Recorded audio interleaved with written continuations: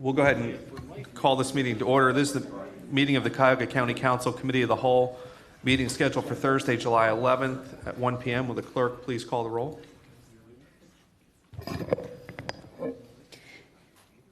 Calling the roll, Ms. Simon? Ms. Simon? Here. Ms. Conley? Here. Mr. Miller? Here. Mr. Brady? Mr. Germana? Here. Mr. Gallagher? Here. Mr. Schron? Ms. Conwell? Here. Mr. Jones? Here. Mr. Rogers? Mr. Greenspan? You have a quorum. Very good, thank you. Next on the agenda is our public comment related to the agenda. Has anyone signed in for public comment? Mr. Chairman, yes, there are three persons who wish to address the Committee of the Whole. The first is Erica Anthony. If you'll step to the podium. Please state your name and make sure the light is on for the microphone. Sure. Thank you. Good afternoon. Can everyone hear me clearly? Yes. Okay, thank you. Good afternoon again. My name is Erica Anthony. I'm here today representing the Cuyahoga County Next Generation Council. I thank you ahead of time for allowing us the opportunity to speak with you. I have been before you with a different hat during my day job. I work at Oriana House, so I have met a number of the council members before, so I thank you for your time this afternoon. Basically, what we're here today is there will be three of us, myself and two of my fellow council members, Jason and Bryce, will be speaking, and we'll all be talking about different aspects of why we're here, but primarily pertaining to some language in the charter review. I'm just going to give a brief introduction for those that may not be familiar with the Next Generation Council, just to give some background and understanding, and feel free to ask any questions as I go along. Doing more with less is a phrase that we are all too familiar with, not just in government, but in the nonprofit and private sector. And while the challenges of this new normal seem insurmountable at times, there is a unique opportunity for Cuyahoga County to unleash the citizen sector as a tool to drive change. According to the county executive, Ed Fitzgerald, quote, young leaders in particular offer a unique set of talents that can be used to develop innovative solutions to challenges facing Northeast Ohio. During his inaugural State of the County in 2011, he laid out his Western Reserve Plan. Specifically under principle number 8, entitled International City, Younger Generation, he states his commitment to, quote, branding our metropolitan area as an international city which harnesses the energy of younger generations.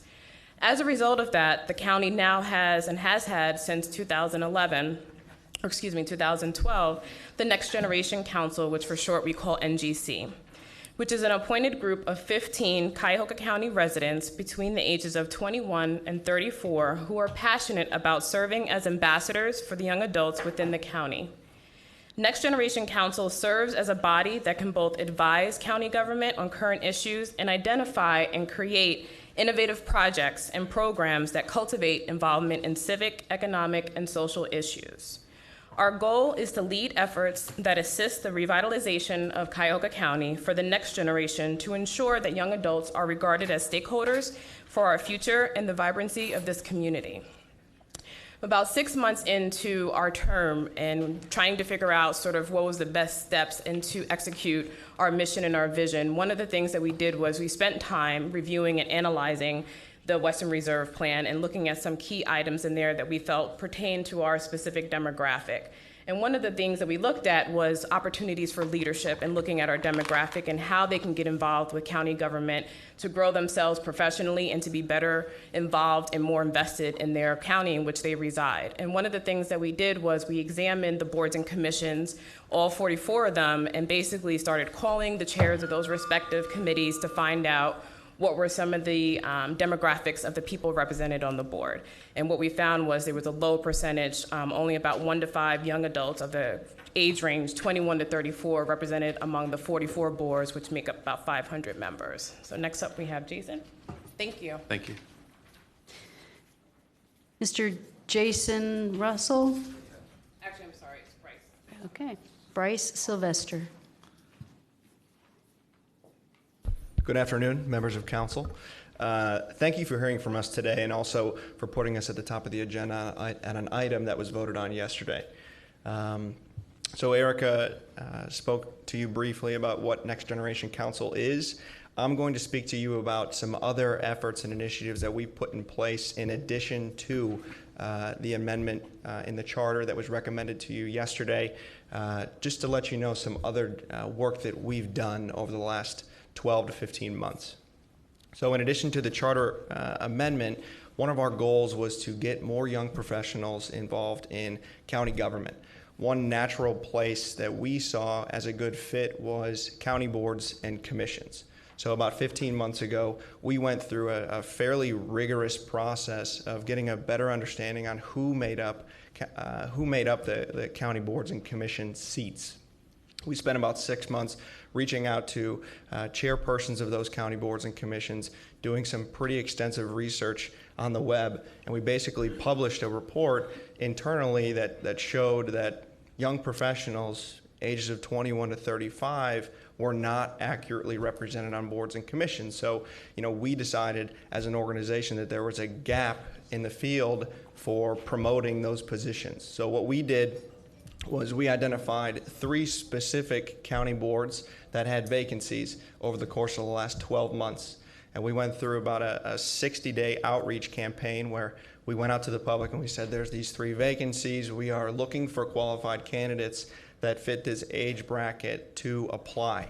And in addition to that, we asked them to email nextgenerationcouncil@gmail.com so we could get a good idea for what type of application was coming through. After that, we vetted all of the applications, which for the 3 boards, we received about 20 applications that sent us an email. So we had visibility on 20 applicants to county boards that we think would not have otherwise applied to those positions. From that point, we went through a vetting process at the committee level, and we recommended to the county administration 2 recommendations for each of those boards. Since then, those recommendations were highly reviewed by the administrative staff, and we're hopeful that we will see appointments in the near future. But I just wanted to let the council members know that in addition to the amendment that was provided to you yesterday, we also are doing some additional work. So next will be Jason Russell to speak to you guys more about the amendment in particular. Thank you for your time. Thank you. Okay, Mr. Jason Russell. Jason Russell. I want to reiterate what my colleague said. Thanks for the opportunity to speak with something that was voted on yesterday, and especially moving up to the beginning of the agenda. They talked about what we are and what we've done outside of the charter review process. Our idea of getting a change in the review commission was showing that the charter has been in place. Based on our research, the status quo is not working. How do we make a change? And through we were lucky that we were going through a charter review process. So we went through several drafts within our own committee and Next Generation Council, presented to the Charter Review Commission a first time. They made some recommendations. We actually came back to them a second time to present our change language. And they, for the most part, accepted. There was a few words that they struck after that and changed it again, actually, in their final review right before they submitted to you. So it's actually gone through 4 different iterations to what we have today. So we wanted to come back again today and say, after what happened yesterday, if the council is not objecting to the language on concept, is there a possibility to create a resolution to amend the language as it is now to make it something that's approvable for this council to be on the ballot in November? And I'd actually like to reserve the rest of my time to actually find out from council members if there is a possibility for that, if you're not objecting to it conceptually. Well, I appreciate that, and generally we don't engage in dialogue during public comment. Okay. So if you'd like to continue with your presentation. Sure. Well, then I would guess my final ask, just to leave you with, is I would strongly urge you to consider a resolution to amend this. We understand the concern of striking diversity from that. We would support a change that said the county would use good faith efforts and leaving in the reflected diversity of the people of the county while also considering emerging and underrepresented demographics so that it maintains the diversity aspect, but also puts not necessarily special attention, but anyone reading this in the future would say, as they're going to appointments, would look and say, well, let's also consider the emerging and underrepresented demographics that may be at that time. Not necessarily young people, it could be veterans returning from a war, and that's why we kept it broad like that. Just who is coming into our county, who do we want to attract, who do we want to put in decision-making positions that reflects the future growth of this county. Very good. Thank you. Thank you. Madam Clerk, has anyone else signed in for public comment? No, Mr. Chairman. No one. All right, very good. Thank you. We'll then proceed with our agenda. Just as an update, we did yesterday hear the first eight items, first eight amendments. We did, as a recap, support 4 of them and recommend that they move forward to be placed as a recommendation to the full council that they be placed on the ballot. The other 4 did not. However, I am aware that 2 of them may be coming back, may be presented as a new resolution to council with some modifications based on the Charter Review Commission's original presentation. So with that said, we will now begin with item number 9. If the clerk would please read Resolution 2013-0141 into the record.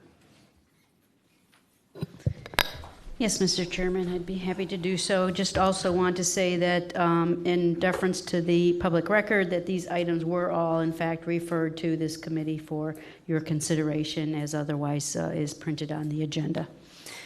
Resolution number 2013-0141, a resolution providing for the submission to the electors of the County of Cuyahoga amendments to Article 4, Section 4.01, and Article 5, Section 5.06 of the Charter of Cuyahoga County, allocating legal duties between the county prosecutor and the director of law to clarify the responsibilities of each office, and declaring the necessity that this resolution become immediately effective.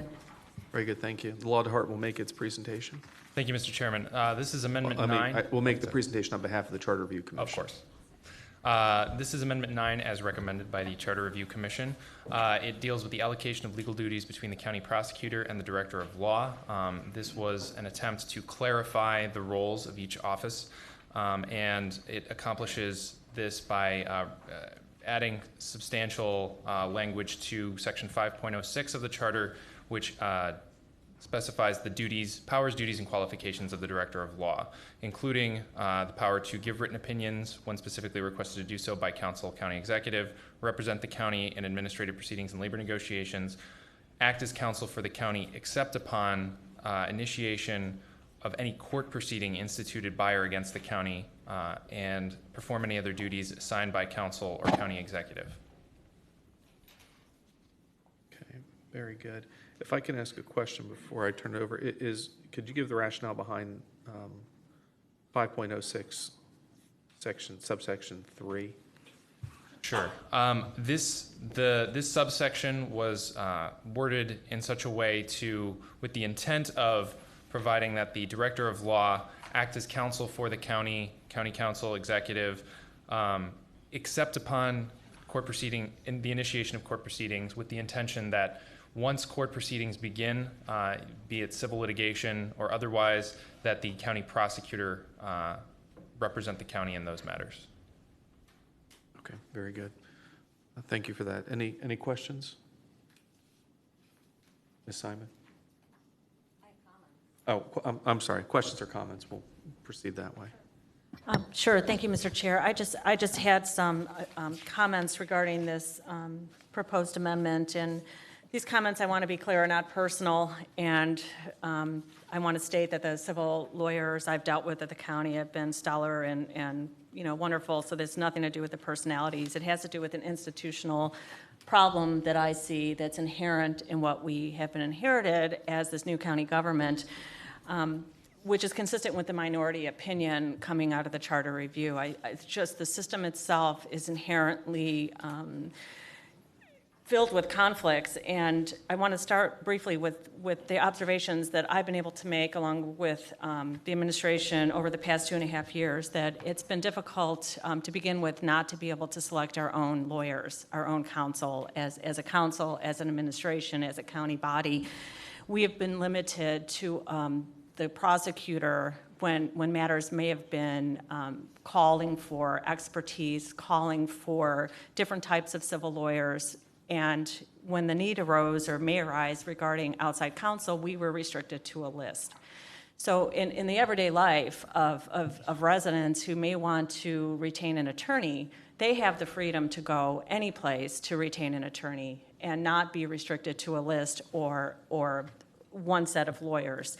That in and of itself, I think, is problematic. The opportunities are out there for other experts to represent us, and if in the event there's not a good working relationship between the lawyer and the client, there should be a way to get outside counsel from that.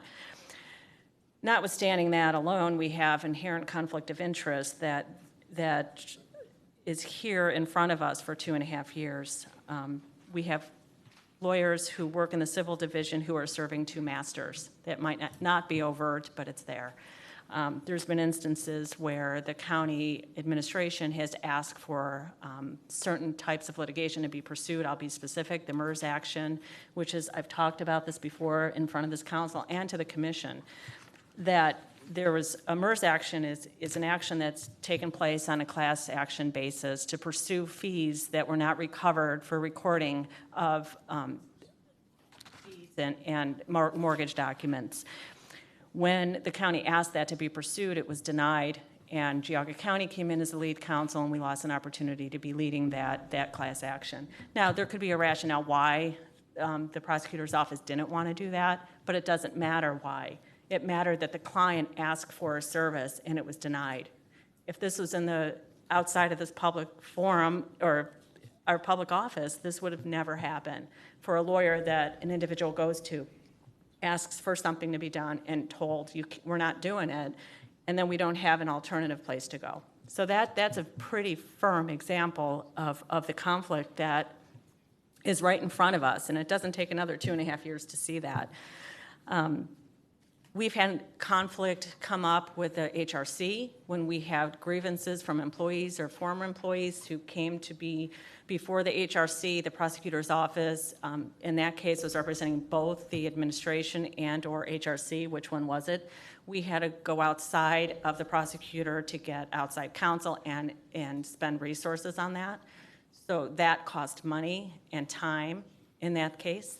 So we've got a problem with that conflict. I mean, it was resolved by way of retaining separate counsel, but again, it's duplication, it's resources being expended, I believe, unnecessarily on the taxpayer's dime. An example of a case would arise where the prosecutor does not get along with the county executive. How comfortable is this body or the executive body going to be having that same prosecutor's office represent them?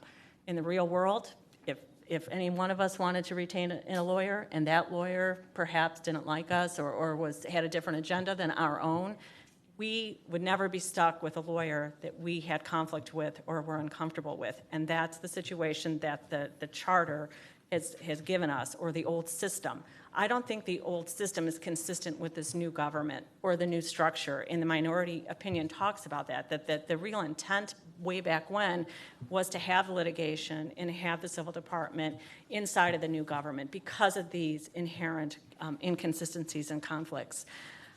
There's been specific problems that I've observed, been able to observe being here for the last 2.5 years, one of which was not this prosecutor, the old prosecutor, a different prosecutor, actually had a mandate that our directors, were not allowed to seek advice at one point from the law director, that there was a mandate that they could not, Article 5 directors, I believe, were not able to get advice or consult with the lawyers in the law department, that they had to go to the prosecutor. So I think with these examples, I think this just touches the surface of what we've seen, and it's not personal, again, but I think that there's inherent issues that this council should take a really deep look at, because this wasn't the intent of the founders of this charter. Our law director was kept out of a room for a pretrial. The prosecutors at the time did not let him in, even though he was working on the case leading up to the litigation, and when the pretrial came in front of the judge, he was told he was not allowed in there. Even though he had the knowledge and the wealth of information on the case, he was kept out of that room. And so when we talk about duplication of efforts, he had the information and the lawyers in there kept him out. And that might not happen today, it might not happen tomorrow, but it happened. And it's not because of the personalities, it's because of the institution from which we were given. So I'm not in favor of this amendment, because I don't think it goes far enough, And I think we really, really need to study this and look further. And I will be with Councilman Miller actually introducing a separate resolution to address these issues that have come up in the last 2.5 years. So with all respect to the prosecutor and the team here, I am going to be introducing that with Councilman Miller. Very good, thank you. Any other, Mr. Miller? President. Mr. Chairman and my colleagues, I think the review commission worked very hard and spent a lot of time trying to find a middle ground solution on this issue. And I would say, first of all, that the existing charter language is very broken, and as was pointed out, some of the leaders of the original drafting process came and testified before the Charter Review Commission that the original intent was that the law department handle civil litigation. However,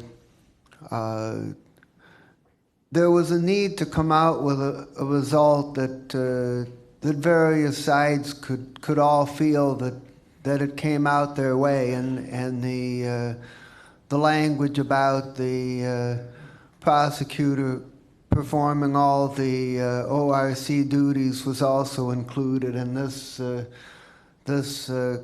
combination resulted in the muddled language that we currently have. The Charter Review Commission recommendation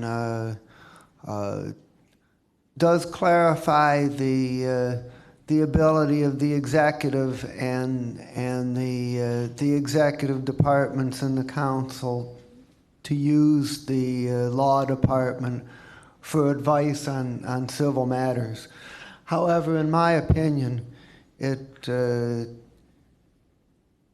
just is not a good system to have the law department represent these agencies in these civil matters up to the point where litigation is involved, and then once you get into litigation, you have to turn it over to the prosecutor's office and create a completely discontinuous situation in which there's going to be duplication, probably a less effective representation of the county's case, because the people who had worked on it initially up to that point are no longer going to be leading the case, and to my opinion, that's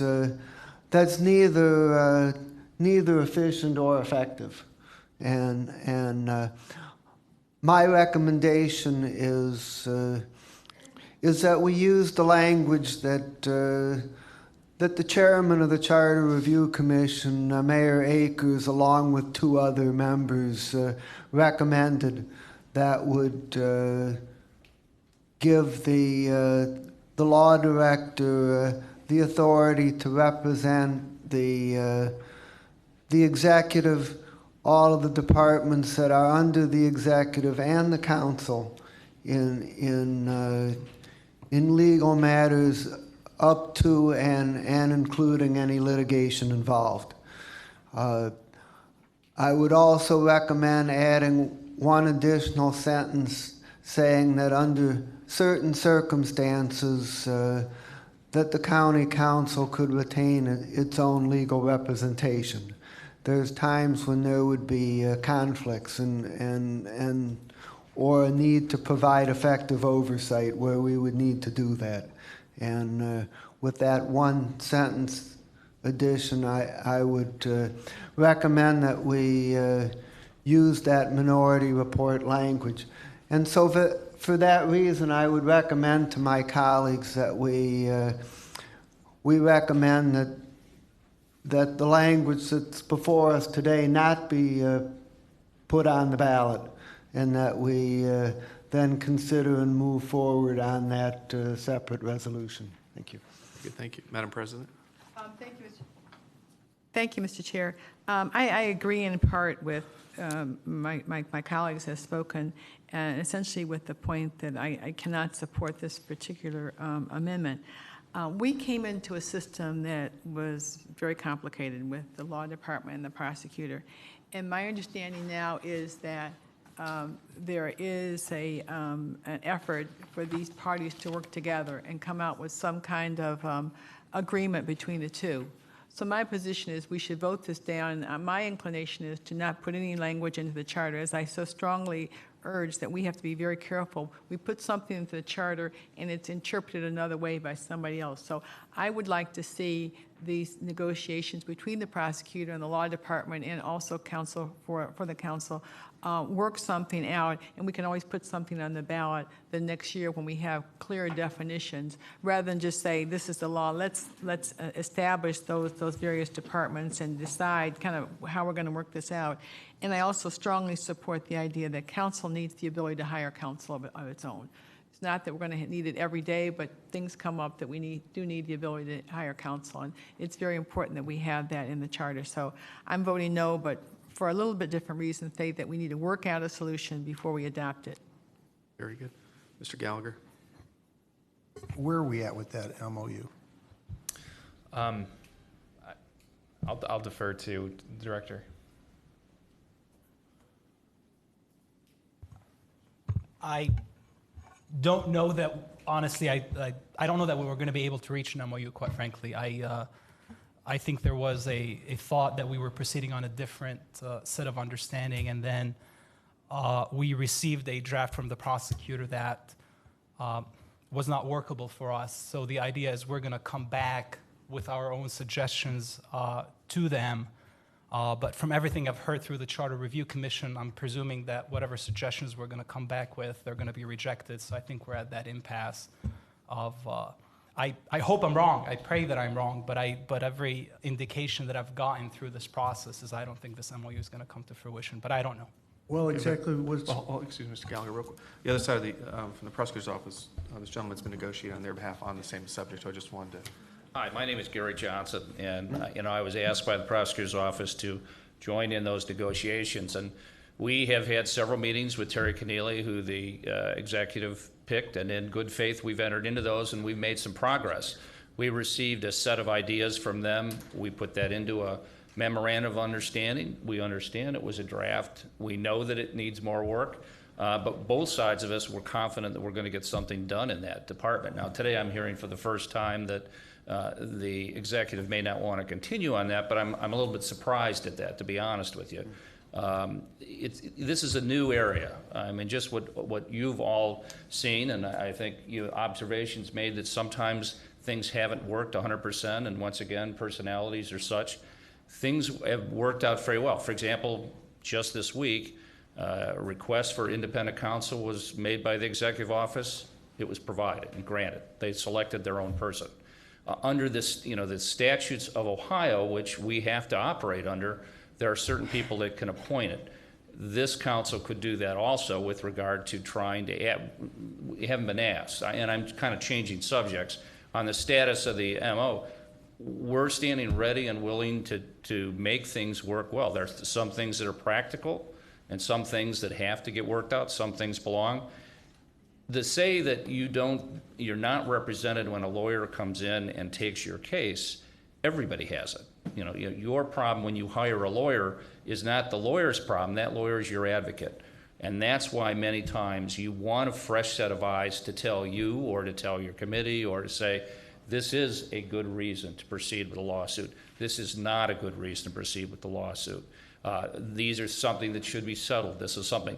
We ask for that independence, and that's really the way the system has been set up, and actually in all 88 counties of Ohio. And the federal system, albeit with different changes, operates in that same way. And you look back and you ask for the question, why?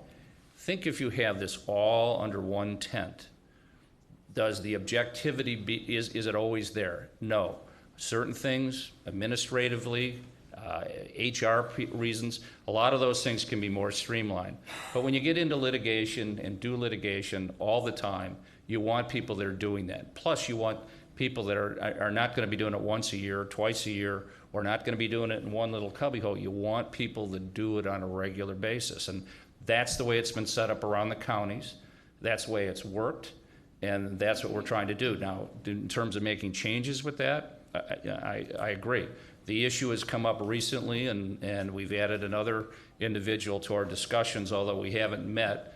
We provided that memorandum of understanding draft in the first week of June, and we've been waiting for a response. But included in that is the discussions of, what would happen if council needed an independent counsel or lawyer and wanted one.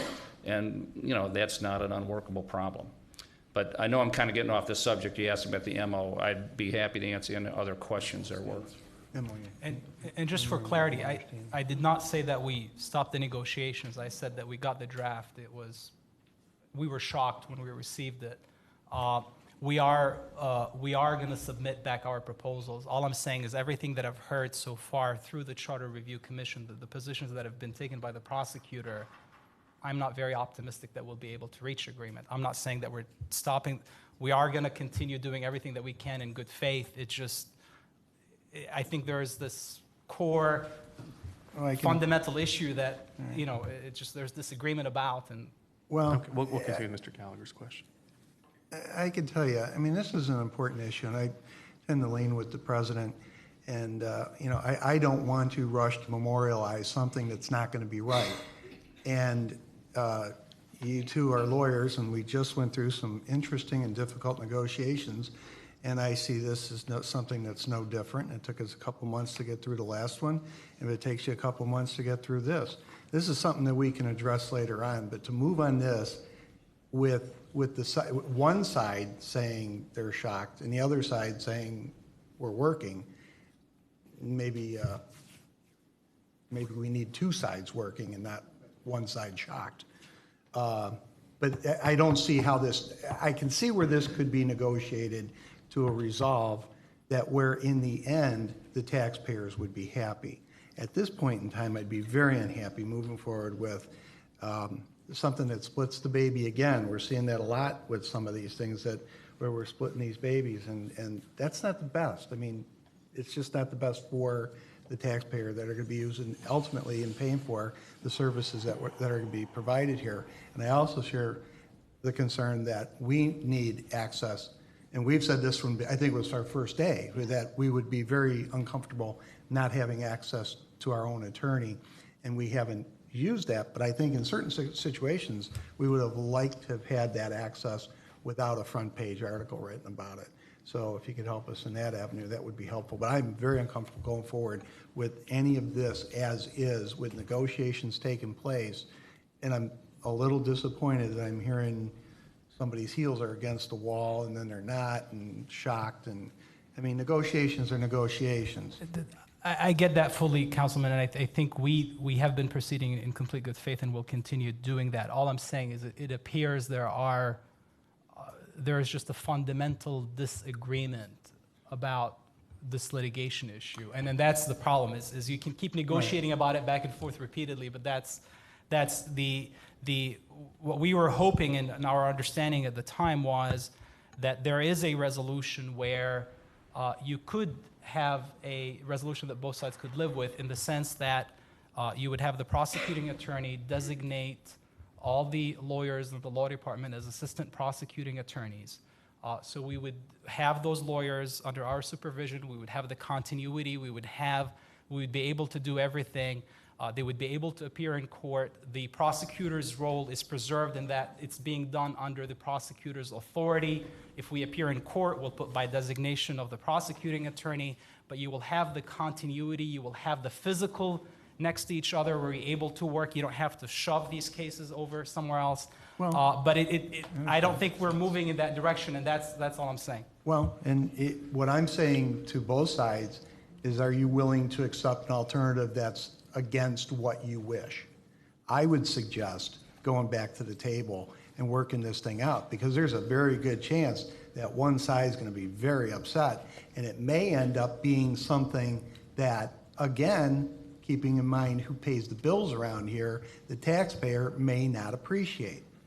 So I think going back to the table. Nobody's left the table, Councilman. All I'm saying, I'm just giving you an honest answer as to the status, but nobody's left the And table. I appreciate that, but, you know, that's where I'm at. Ms. Simon? Did you wish to make a statement? Yes, sure. Thank you. On behalf of the Charter Review Commission, at least the majority, as you know, Mayor Akers could not be here today. And on Wednesday, this subject came up. Excuse me, Mr. McLaughlin, is your mic off? Oh, I'm sorry. Thank you. Excuse me. I always fumble with electronic stuff. On Wednesday, I spoke about this. I'm not going to repeat myself. Let me just respond to a few things that happened today on behalf of the Charter Review Commission. We were handed a problem, and the problem is created by the current charter. I mean, we're not responsible and we're not involved in negotiating an MOU between the law director and the county prosecutor. I think it's commendable that they're doing it, and frankly, we heard from a lot of people on this issue, and I heard for the first time from Ms. Simon specifics which I'm not in a position to address, and I don't think anybody would expect me to address any of those because they weren't presented to us. Excuse me, Mr. Chair, it was I did present. You were out of the country. Well, I made a pretty full presentation, just for the record. I appreciate that. Well, I read all the minutes.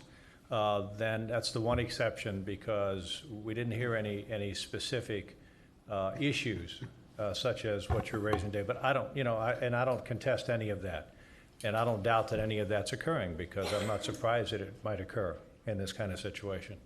But going back to what our charge was to fix the problem, and of course Bruce Akers was a part of the original Charter Review group, and a couple of others who were part of that group spoke to us. The issue that came up always was not who was going to handle civil litigation in court, at least from my recollection. The issue was whether or not the prosecuting attorney of Cuyahoga County should be appointed or should be elected. That was the big issue. Now maybe folks assumed that if they believed that that person ought to be appointed, that it meant that the law director naturally got all the litigation, prosecuting in civil, or got all the civil at that point. But in terms of just a couple of points made today, the model, and we heard all of these arguments, including the points raised today by the law director, and considered them all.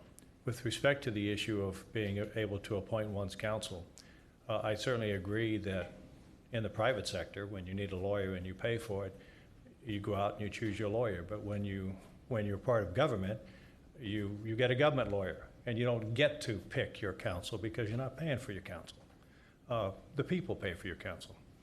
And so I don't see that really as an issue of much significance. And there are government attorneys whose job is to represent officials in government under the circumstance, and it should be the right counsel.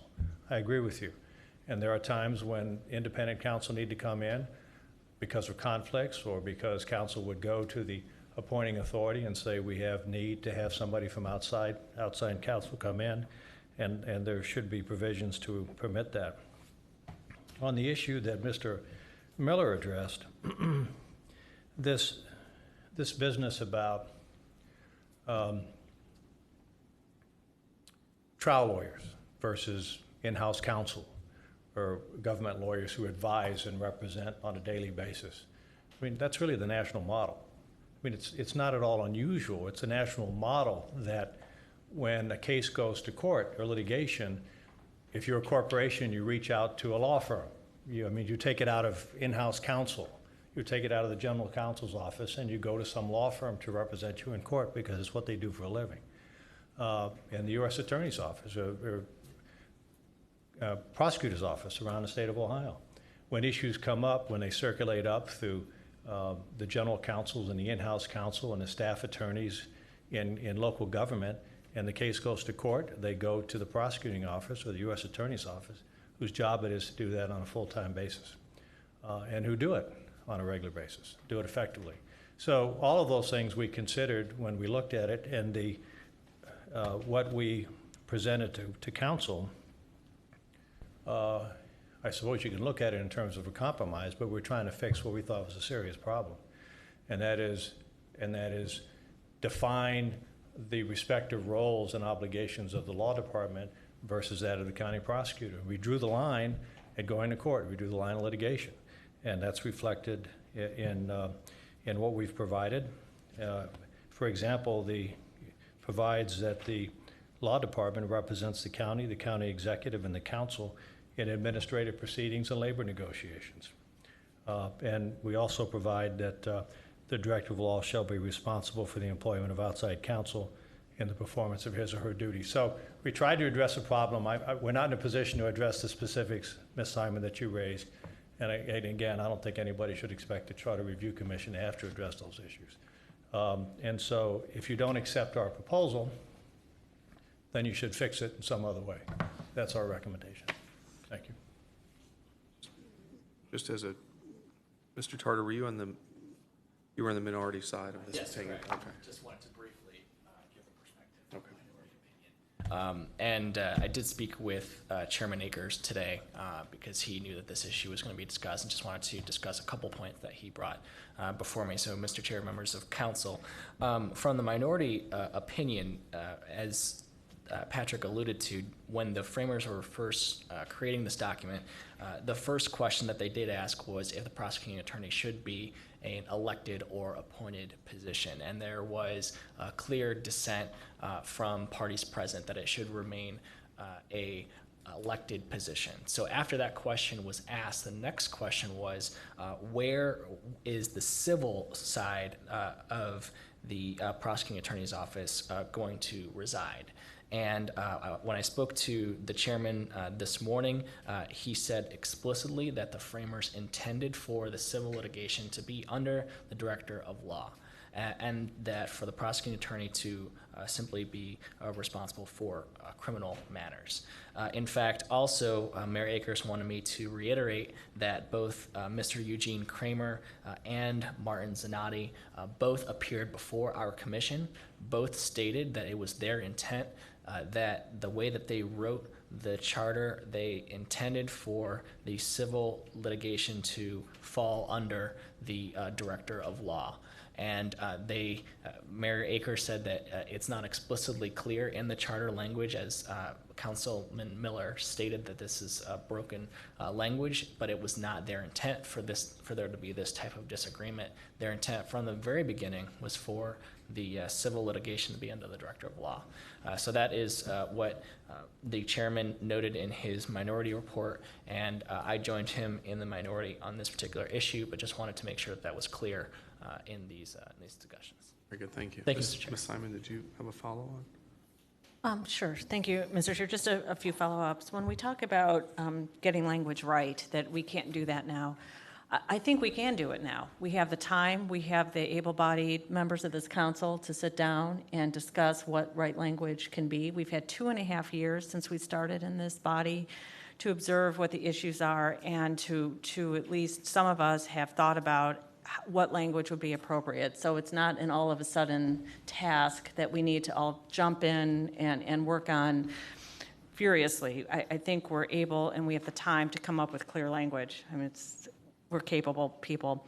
In terms of what was given to the Charter Review Commission, it was more than looking at the issue of whether the prosecutor should be elected or appointed. Clearly, it was the role of the law department and who's going to litigate and take the civil litigation. That's always been there as an issue.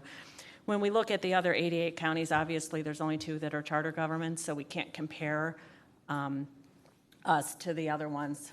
And we have a specific issue in Summit County that if we had to get into the nuances, I could. It's a different animal there. But I just wanted to make those points clear. And in terms of the executive being able to get his own lawyer or pick a lawyer, that's because of the benevolence of a particular prosecutor. And that's the issue here. It's personality. Who's there? Who's going to be benevolent? Who's going to want to maintain this structure and control of lawyers? Just because we're public officials or public bodies doesn't mean that we have to have a public lawyer. that's an old school way of looking at this. We don't have to do that. We're a charter government. We're new. We're revolutionary. We can devise and create what we want as our paradigm. We're not stuck there. So that's what I want to be clear about. It's easy to be stuck. It's easy to have some reservation about having new language or change. It's difficult. It's hard. This whole government was hard to create. This isn't. We really can step out with something new. So we're not stuck in a paradigm. We can create a new one. And when we keep talking about federal systems and federal models, what we were given is not a federal model. I just want to be clear about that. The federal model has everything coming under the executive branch. And that's, so the charter, you picked what you could from it, but we don't have that. So I just wanted to make those points clear that it is a new day, and we have time to create something that's very workable and makes sense in the changing dynamic of the government. Okay, thank you. Mr. Miller? I just want to make 2 points. One, that when I talked about case continuity, it's I don't have a problem that there would be sometimes a shift when you move from the internal process to litigation. That naturally happens, but you would get an attorney of your own selection. The way the charter read, the way the majority opinion recommends that the case would shift to the prosecutor's office, which is a separately elected independent office, and there's no way of being assured that office would reflect the way the executive believes that the case should be handled. And that's a structural problem. The charter is a structural document, and the place where we fix structural problems is in the charter, and we should fix it. And the other thing I would say is that the current language is being interpreted 6 different ways. The charter language that currently exists is clearly problematical, and I believe that the minority report language is clear and unambiguous and would represent a large improvement, and I don't see why we should wait in solving what's a significant problem. I think we have a workable solution that would greatly clarify the situation, and we should move on it. Very good. Mr. Gallagher? Oh, Mr. Germano. Thank you, Mr. Chairman. I don't understand, basically, is this charter amendment that's being submitted, is it not liked in its present form by both the law department and the prosecutor? I mean, is anybody from those 2 sides happy with this wording? I haven't heard that. I don't know that. Is there an answer to that? Yeah, please come to the microphone so we can get on the record. Sure. Gary Johnson again. We participated in those meetings, as did the law department, and everybody heard both sides, and a lot of the things have been discussed here today, and we are happy with that language. I mean, it's not the be all and end all. We might have changed it a little bit different one way or the other, but it addresses the issue. It brings up to what was placed before the committee. I mean, Councilman Miller makes the point is, well, you have all these issues when you take it to outs. You don't know if the executive attorneys have ethical obligations to represent their clients. Like somebody from the prosecutor's office is not going to give short shift to the directors. I mean, the executive director's office. They're going to represent them. If they can't for some reason, they will elect not. And what we're talking about here is a change. You're not going to be able to select your own lawyer just because they're in the law department, as opposed to if they're in the prosecutors. It's just changing the names to shift it, except that we're doing this within the context of the Attorney General's opinion. the general law of the state of Ohio. These are all things we have to take into consideration. And as Councilman Simon says, there are only two. And in Summit County, they do have the prosecutor's office. And they did go through this, and they did reach a compromise. And they also have a system that is similar to what it is right now. They've learned to live with it, and they've learned to do it. And once again, when both, not this prosecutor, but the last prosecutor, they said, okay, we can't decide. Let's let it go to and have a third party do it, which was the Attorney General. Clearly, he came down on the side of what would be this language. And that's where it is. And that was the framework that the committee heard. That was they heard all sides, and there was a lot of debate about it, and I was not at all of them, but at many of them. And that's where we came to this. Now, is there a problem? There was not a lot. At the meetings that I heard, there were very few incidents given where things didn't work right. Now, this is a large operation. It's new for everybody. And even given that, there haven't been that many bumps in the road. And there's a commitment, I know, by the prosecutor's office, and I believe there is by the executive office, to work through this. As the council president has said, to go beyond this and try to micromanage it in some way, then you run into other problems. And one of the problems we've come up with already with litigation is people outside challenging the ability of the executive's offices under the statutes of the state of Ohio to make that representation. So there's beyond the step here for the charter, the question is does there have to be then a change in the state too? And those are all complications. I'm not trying to make this more difficult, but that's why the committee, I think, did a very good job in coming up with, with what they did here. So, okay, excuse me. So just to summarize, prosecutor's office is comfortable with this. Yeah, that's correct. Okay. Mr. McClure. The one thing that is very clear is the status quo is unsustainable. Something needs to happen. So anything is better than nothing. The problem with what you have in front of you is it doesn't resolve the structural problem that exists. I mean, I think that you had that issue yesterday with the clerk of courts when you have a half measure. If you're going to fix something, fix it right and get it done the right way and just do it right.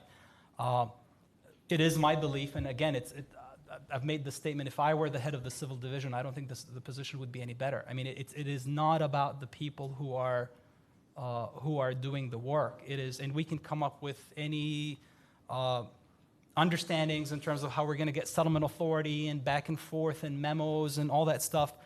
This is a structural problem. This is a physical problem. This is, what I need to, the law director needs to be able to review the lawyers who are doing the work for the county, needs to be able to discipline them if they do something improper, needs to be able to promote them, needs to be able to work with them, supervise how they work on cases. So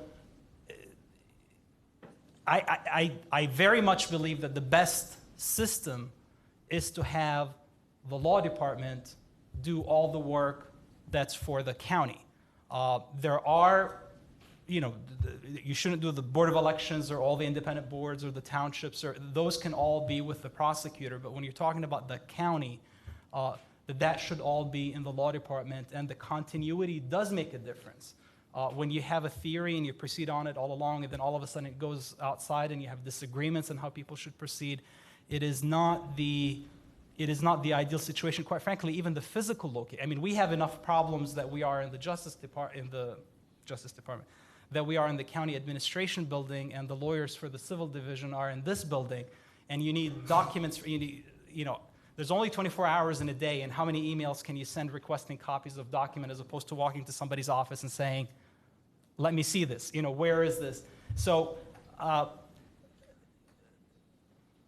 the status quo is broken. This is a solution. I don't know that necessarily anything is better than the status quo. I'll leave it at that. But it is. It's not necessarily the right solution. Thank you. Thank you, Mr. Chairman. I've said this before in my travels and even in talking to other county commissioners.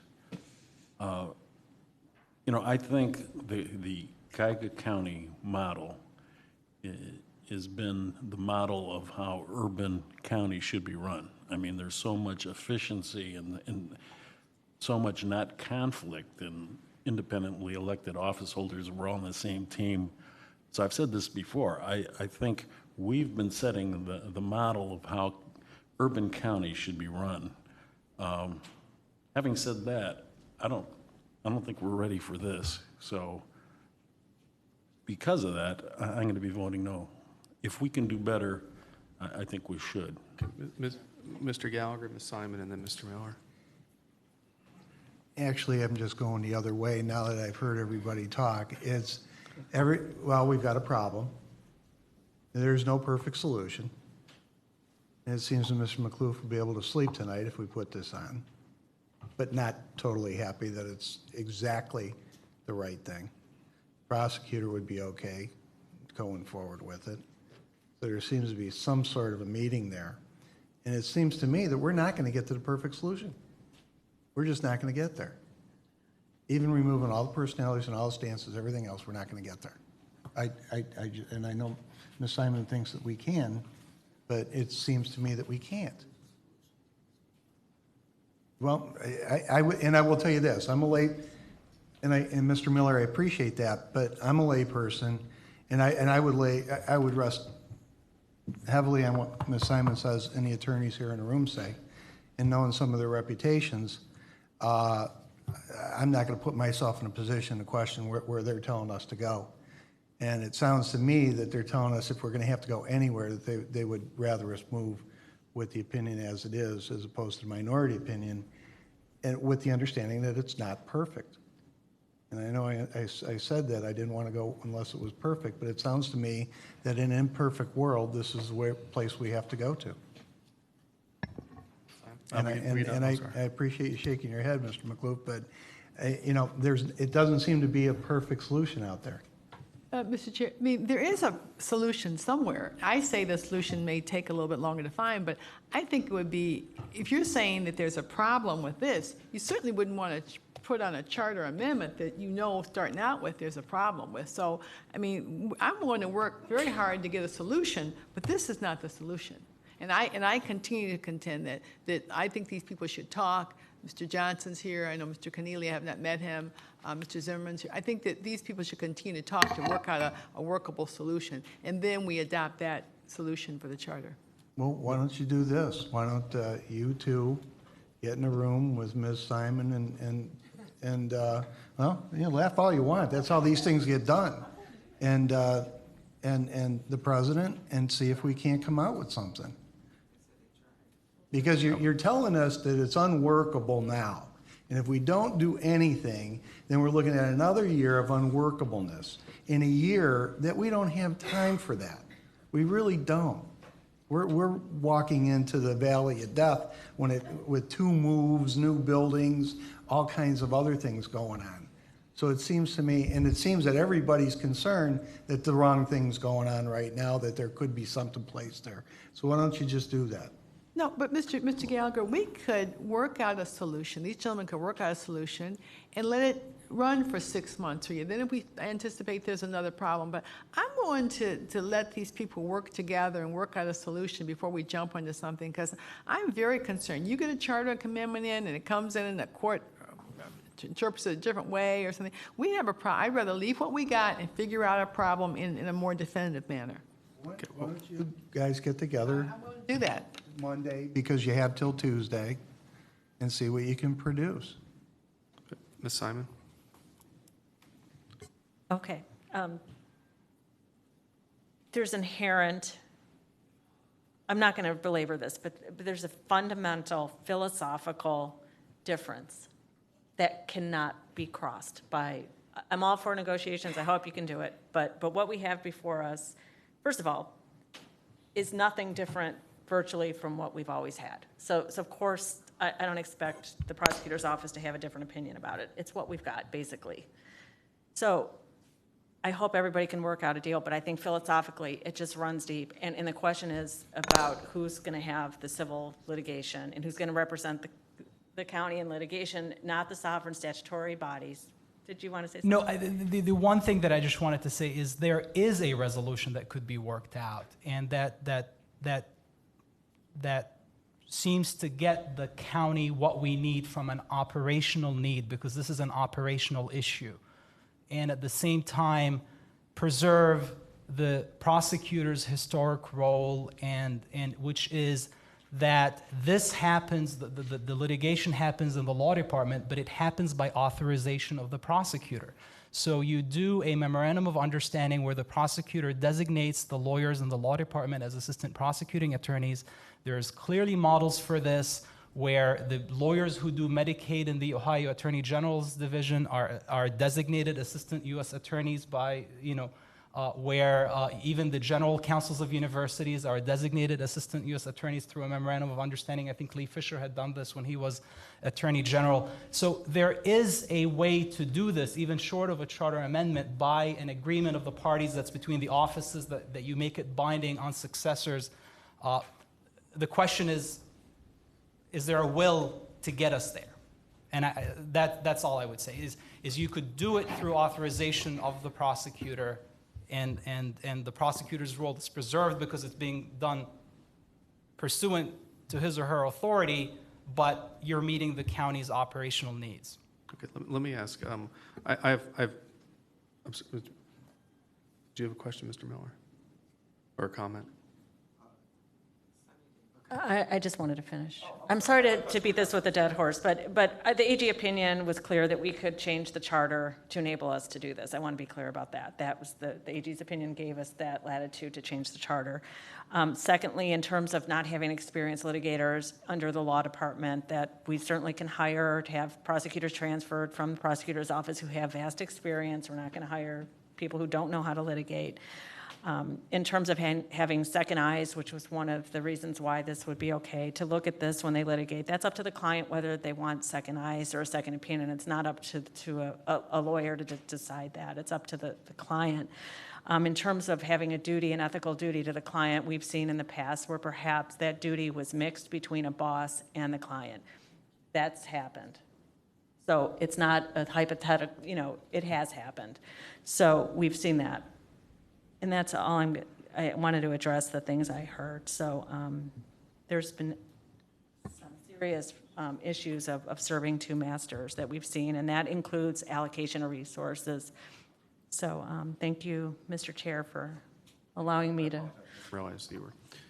No, I totally appreciate that. Mr. Miller, and then I have two questions.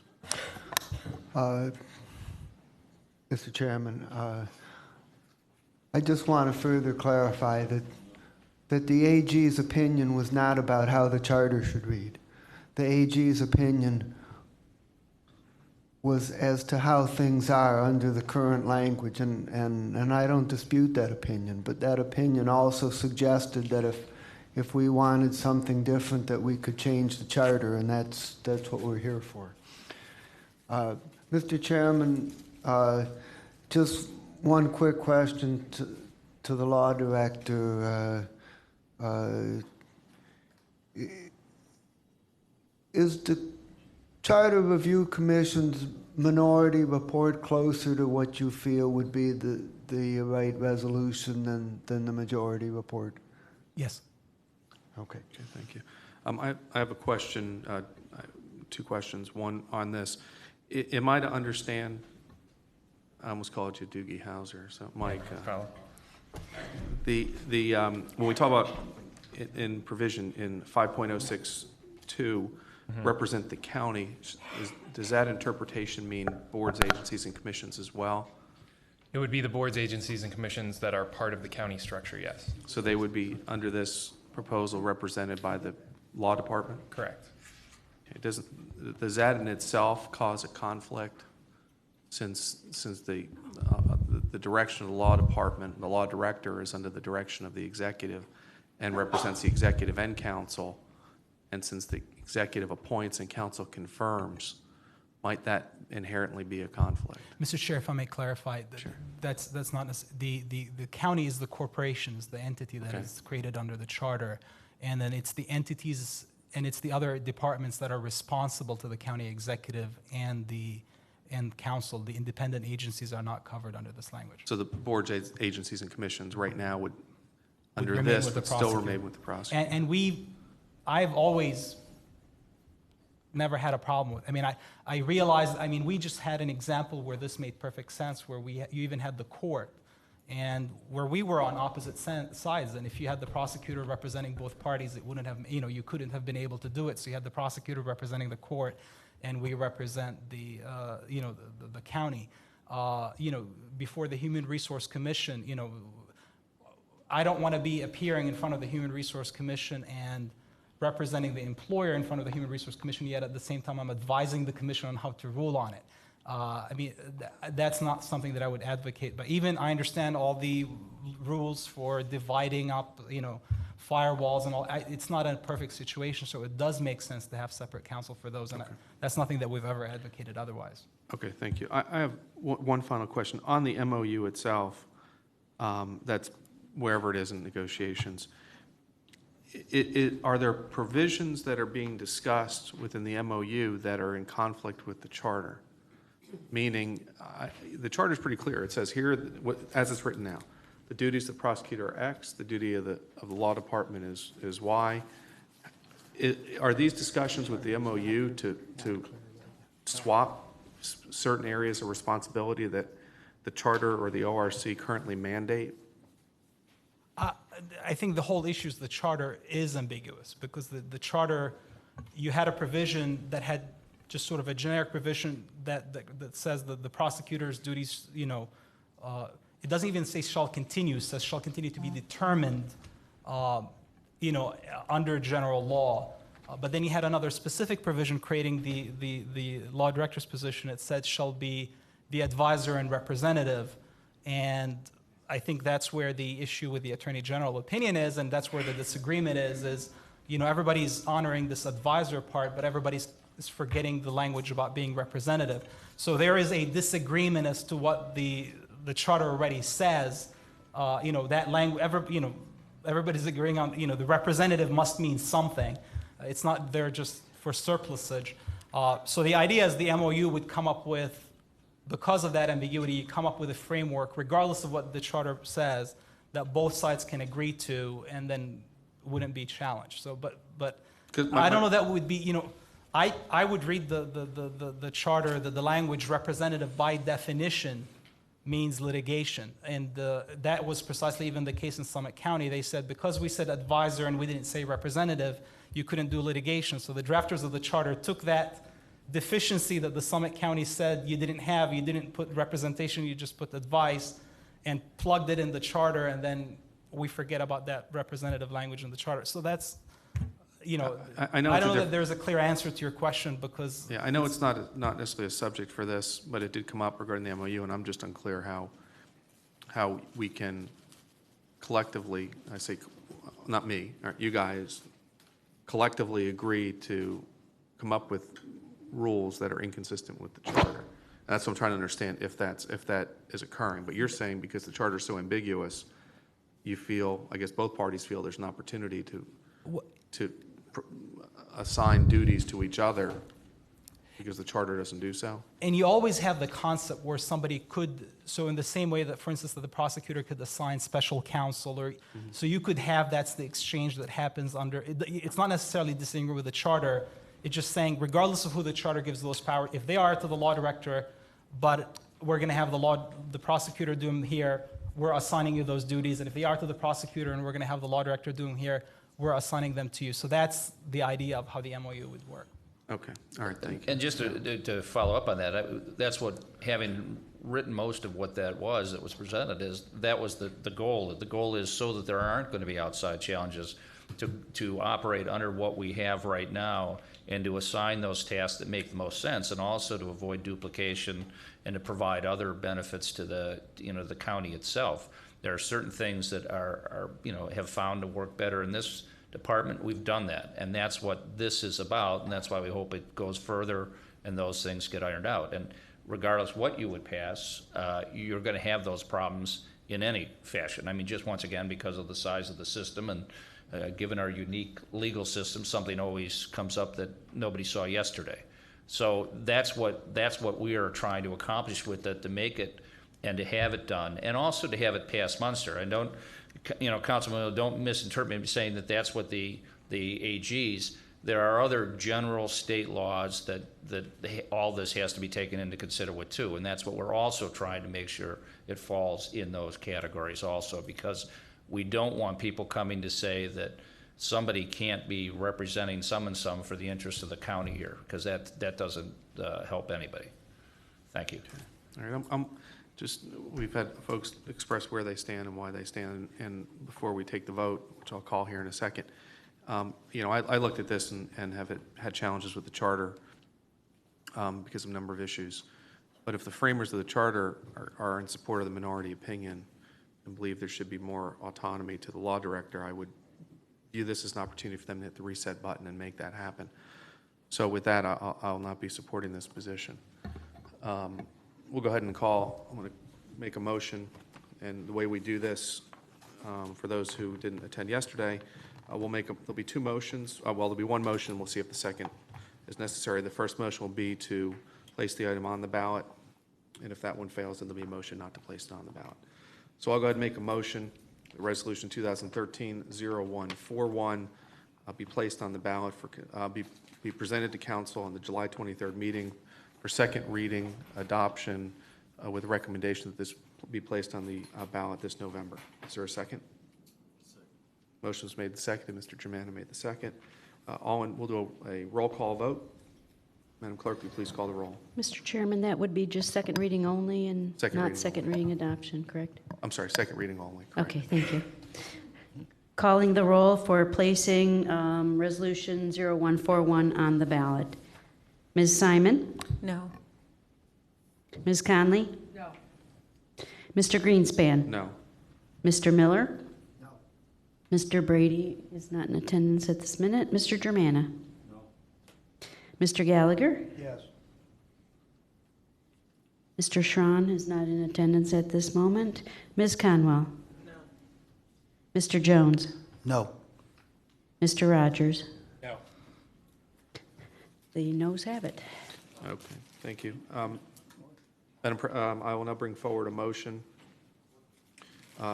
Motion is that Resolution 2013-0141 be referred to council for the July 23rd meeting. Second reading with the recommendation this item not be placed on the ballot. Is there a second? Motion second by Mr. Miller. Will the clerk please call the roll? Calling the roll to not place it on the ballot. Ms. Simon? Yes, to not place it on the ballot. Correct. Ms. Conley? Yes. Mr. Greenspan? Yes. Mr. Miller? Yes.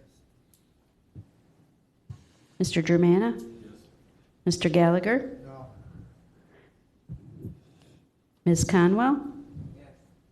Yes. Mr. Jones? Yes. Mr. Rogers? Yeah. Motion carries. Very good, thank you. The next item before us is Resolution 2013-0142. Will the clerk please read the item into the record? Resolution number 2013-0142, a resolution providing for the submission to the electors of the County of Cuyahoga an amendment to Article 12, Section 12.09 of the Charter of Cuyahoga County, adjusting the timeline for the appointment process and the commencement of the term of the Charter Review Commission for the year in which the appointment is made, and declaring the necessity that this resolution become immediately effective. Thank you. Thank you, Mr. Chairman. This is Amendment 10, as recommended by the Charter Review Commission. Under the current charter, Section 12.09, the Charter Review Commission is appointed commencing in September of the years in which Charter Review Commissions are appointed, and they must then be confirmed by council. The concern here was that the appointment in September led to a longer confirmation process, and the Charter Review Commission terms of the members and the beginning at a point from which they could then proceed would be too late. So the amendment would change the appointment time before the first day of July and specifies that the term of the Charter Review Commission members commence on the first day of September in the year in which the appointment is made. Thank you. Any questions or comments by members of the committee? Mr. Miller? There was a little bit of wobbliness in the way that this first Charter Review Commission was put together and put in motion. And the Charter Review Commission did an admirable job of suggesting a solution to fix that in the future, and I recommend that we support this amendment. Thank you. Any other questions or comments? So I have a question on the timeline. So in reading this, this is saying that council must confirm by July 1. No, I believe the appointments commencing it in each year, the county executive shall, before the first day of July, appoint.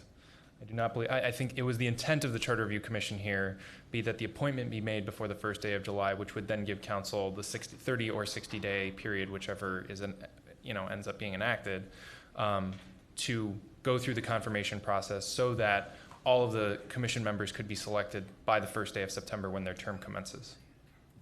Because the way I'm reading this, and correct me if I'm wrong, it says, I'll paraphrase, I'll read in, the county executive with the confirmation of council shall before the first day of July appoint the Charter Review Commission. So I guess we're talking, we are talking appointment only, confirmation of council. Reading this, is there an inconsistency here? There may be confusion, there might be a point of ambiguity there, but I can tell you for sure that it was the intent of the commission that only the appointment be made before the first day of July. As I'm reading this with the confirmation of council shall be before the first day of July. So that means the executive would then, allowing our just three reading process, assuming 6 weeks, has to be in May. In order, so this is changing the appointment date from September a month to a specific day for confirmation. Yeah, Am I? Yeah, I think I understand. I think we all understand the intent, but the language isn't written that way, and we Right. can't amend the language that's been submitted. Right, yeah. The first appoint should have been a nominate. So it should be shall before the first day of July nominate a Charter Review Commission. But the intent is exactly as Michael indicated, that county executive makes the nomination by July 1st, 60 days, council makes the appointment, because you may recall that by the time we got around, we got a late start because actually we didn't even get the confirmation. The 30 days ran, and so we just sort of fell into place. So we're trying to avoid that sort of thing happening again. Yeah, I think we understand the intent. I don't think I don't have an objection to the intent. Unfortunately, that's not what's written, and we can't make amendments to this language. So we would have to vote and adopt it and live by the letter, or vote not to and present a resolution to correct the language. If the intent was a July 1 appointment, which is what I'm hearing the intent was, that's not unfortunately what this says. If I may, Mr. Chair, I understand what you're saying, and I don't, on a certain level, disagree with it. There was also another portion that I think should be at least addressed relative to the rationale behind it, was if a situation arose where some of the nominees were confirmed but others weren't, and so, for example, in the last situation that with this body, suppose the council had decided to confirm 5, for example, of the 9 nominees that had gone forward, they wouldn't be in a position, as their mandated time was already running, to even get themselves in a position where they could potentially meet quorum. And so I think the goal was to allow that extra time. I understand what your concerns are, but that issue was one. While it didn't occur in this situation, I do think it's a valid concern to have more time, especially if nominees fall out, or if people are fall by the wayside during the confirmation process. Okay, all right. I think we're all clear. We understand. I believe there's going to have to be a substitute. There's going to be a resolution. I can't support this as it's written because it's too ambiguous. But I understand the intent. I wouldn't be opposed to sponsoring a resolution on this subject to correct what's here. but I'm not sure that members can do what they want, but Madam President. Yeah, I just wanted to correct Mr. Boyle. Nobody on this charter commission was confirmed by council because it was actually done essentially by default. We begged and begged the executive to give us names. He never gave us names. We got the names and the 30 days passed and we never voted on it. So nobody on this particular charter commission was confirmed by this council. I believe the charter reads that if they're not, they are confirmed, if not Well, it's rejected. confirmed by operation of law, but you wouldn't give us any names. We were all summer last year asking you for names for these people, and you never gave us any names. Unfortunately, the charter 12.09 mandated that the names come forward in September. And that's the only time that we could issue the names. Okay, let me go to Ms. Simon. Then you couldn't find anybody west of Shaker. Mr. Chair? I am. Yes, Madam. It is ambiguous, and it appears to be moving the date up to July. But more than that, it says commencing in 2012. That's not correct either, right? We already went through a process in 2012, which is different from this. So it'd be commencing 17.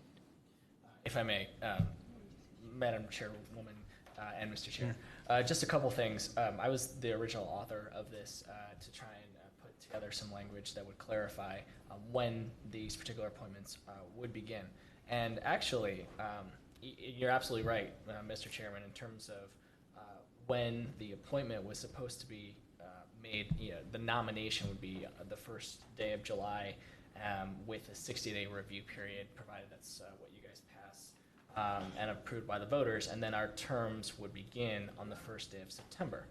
That said, just listening to the dialogue that just took place in terms of when the nominations are made, if the current language, as it says, the nomination and confirmation would be before the first day of July, and you would have to start in May, as you just suggested, that might not be such a bad thing, because the term would still not commence until the first day of September in that year. So the council would have plenty of time to review all of the applicants. If they have any issues with the applications, if they reject any of the nominations, they still have time to review those nominations before the confirmation of those individuals and their term begins. No, I understand that, but I'm gonna call the vote on this. I think this is almost a pretty clear issue. Yeah, in the interest of time, I think that we have problem with this. Why don't we just prepare a correct one and then we'll pass that one? Okay. Yeah, I was okay. just saying in the current language, Right. may meet the need. Yeah, I mean, we're all in agreement. There's a problem with this one. We'll correct it. We'll have it by Tuesday. Great, and I'll go ahead and make a motion that Resolution 2013-0142 be referred to council for the July 23rd meeting with language, we have to go this route, with language to put this on the November ballot, to place on the November ballot. Is there a second? Second by Ms. Conwell. Roll call vote, please. This will be This to is to place. put it on the ballot? This is to put it on the ballot. Okay. Placing the item on the ballot, Ms. Simon? No. Ms. Conley? No. Mr. Greenspan? No. Mr. Miller? No. Mr. Germana? No. Mr. Gallagher has temporarily stepped out. Ms. Conwell? No. Mr. Jones? No. Mr. Rogers? No. The motion does not carry. All right, thank you. I'll now make a motion to place Resolution 2013-0142 on the ballot.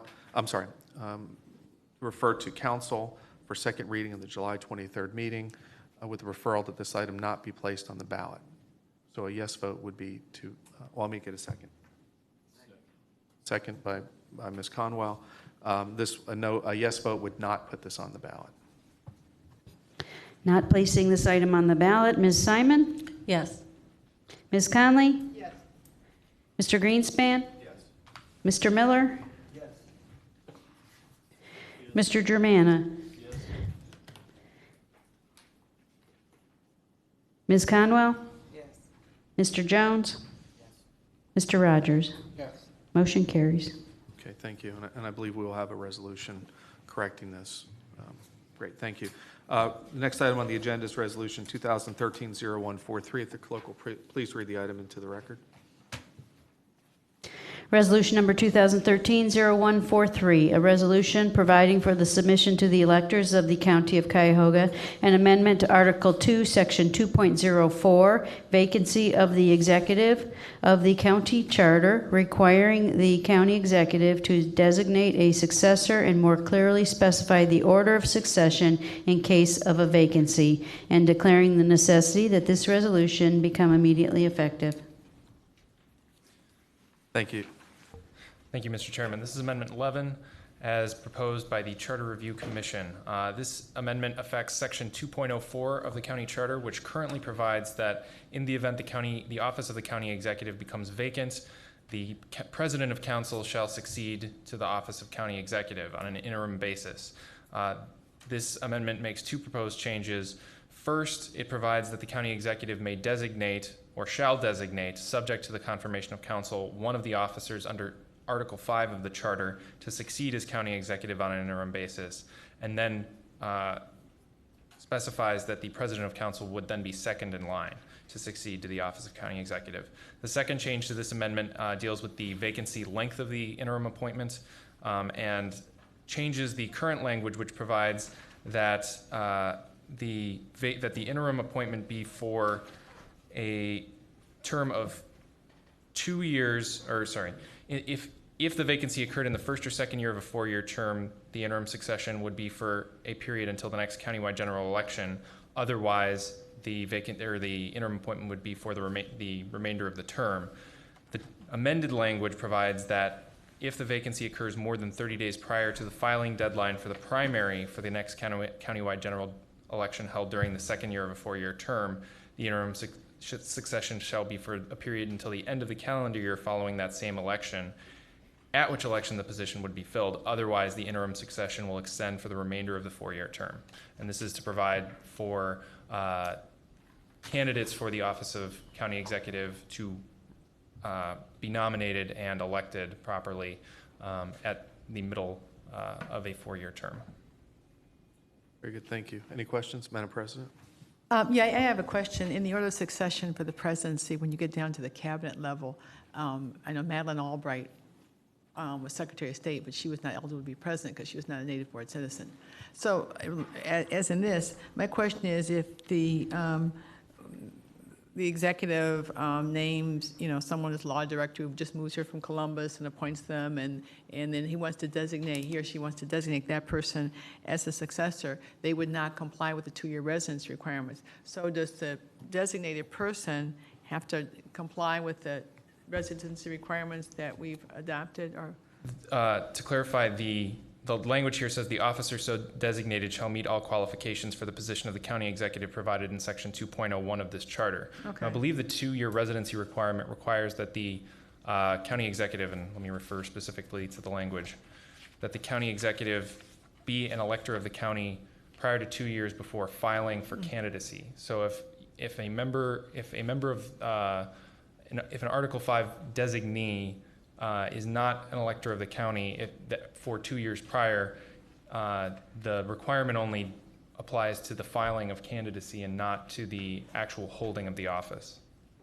well, that's really splitting hairs. Yeah, but the one thing I was just going to say is the appointment is not unilateral by the executive. It's an appointment by the executive subject to council's confirmation. So if somebody council doesn't live in the county, So if council has an issue with, if the qualifications would come up in the confirmation process and council would not confirm the I'm going back and forth with this. I know in the Cleveland City Charter, the designated person is the law director. And that actually gives some advantage because if the mayor of the city of Cleveland is out of town, you also have someone who is the, can take over. And that has been an issue with council. If Mr. Fitzgerald is unavailable, we talked to the person in Summit County who designates a representative in the absence or illness. We don't have that in the charter. So I think I can kind of live with this. I can't kind of go back and forth with it, but I'm open to hearing other people's views on it. Any comments? Mr. Chair? Mr. Germana. What I don't understand is by reason of death, you know, if the executive died accidentally, does this mean that, you know, that he should have somebody on deck just in case he dies by accident? Because if he dies by an accident, I'm sure he hasn't planned for his successor. Was that ever thought about? I believe that's the intent of the language here, that the designee would act as sort of the person on deck in the event something were to occur. Now, if the executive were not to designate someone that was confirmed by council, then the next in line would be the president of council. So that is how it will work. I guess, you know, if the executive got ill, then he would be thinking about it. But if it was by accident, so I guess we're thinking that he or she would have to consider in advance who we would have as a designate, just in case there was an accident. You know, Mr. Germain, I spent all this time working on presidential assassinations, so that's kind of my thing. Like, what happens? You know, when you already have the vice. No, I'm just talking. I mean, it's a big issue with historians. You know, you immediately under the Constitution, the vice president immediately takes over. So you know that you have an absolute line of succession. And I think the point that you raise is very valid. That we must have an absolute line of succession. And adjacent to that was my issue about when the executive, you know, we couldn't get in touch with him or some calamity happens or something. That's why we had asked that the executive designate something. He says he has a cell phone and he always has them available. I think that it's important to have someone designated just in the case of an emergency or a sudden illness or something. Mr. Chair? I think this does say that. It says if there's no, in the event no designee of the executive qualified has been confirmed prior It goes to, the chair. then the council president does it. I mean, this is a little convoluted, but in effect, that's what we have. If for some reason there's no confirmation or designee, then the council president's there. Right. Maybe it's not clear enough, but I think that's what it's trying, or says. That is the intent. Ms. Conwell? Through the chair to, Okay, I don't know if that's what Mr. it says. King could answer, or probably somebody from the commission. Why was it considered for the law director to be put in that position? Just make it the law director. Is that ever a topic for discussion? Patrick McLaughlin on behalf of the commission. I don't think that we specifically talked about which official. I think the consensus was that the county executive ought to be in the best position to determine which of his or her cabinet level officials should be the designee. Council, of course, would have to approve it. So no, we did not consider one specific individual, but rather one of the cabinet level officials, as reflected in the charter, would be one that would be selected by the executive with confirmation of council. And the anticipation is that the executive would want to do that, but if he or she does not, then the president of council then steps into the position. Okay. Mr. Miller?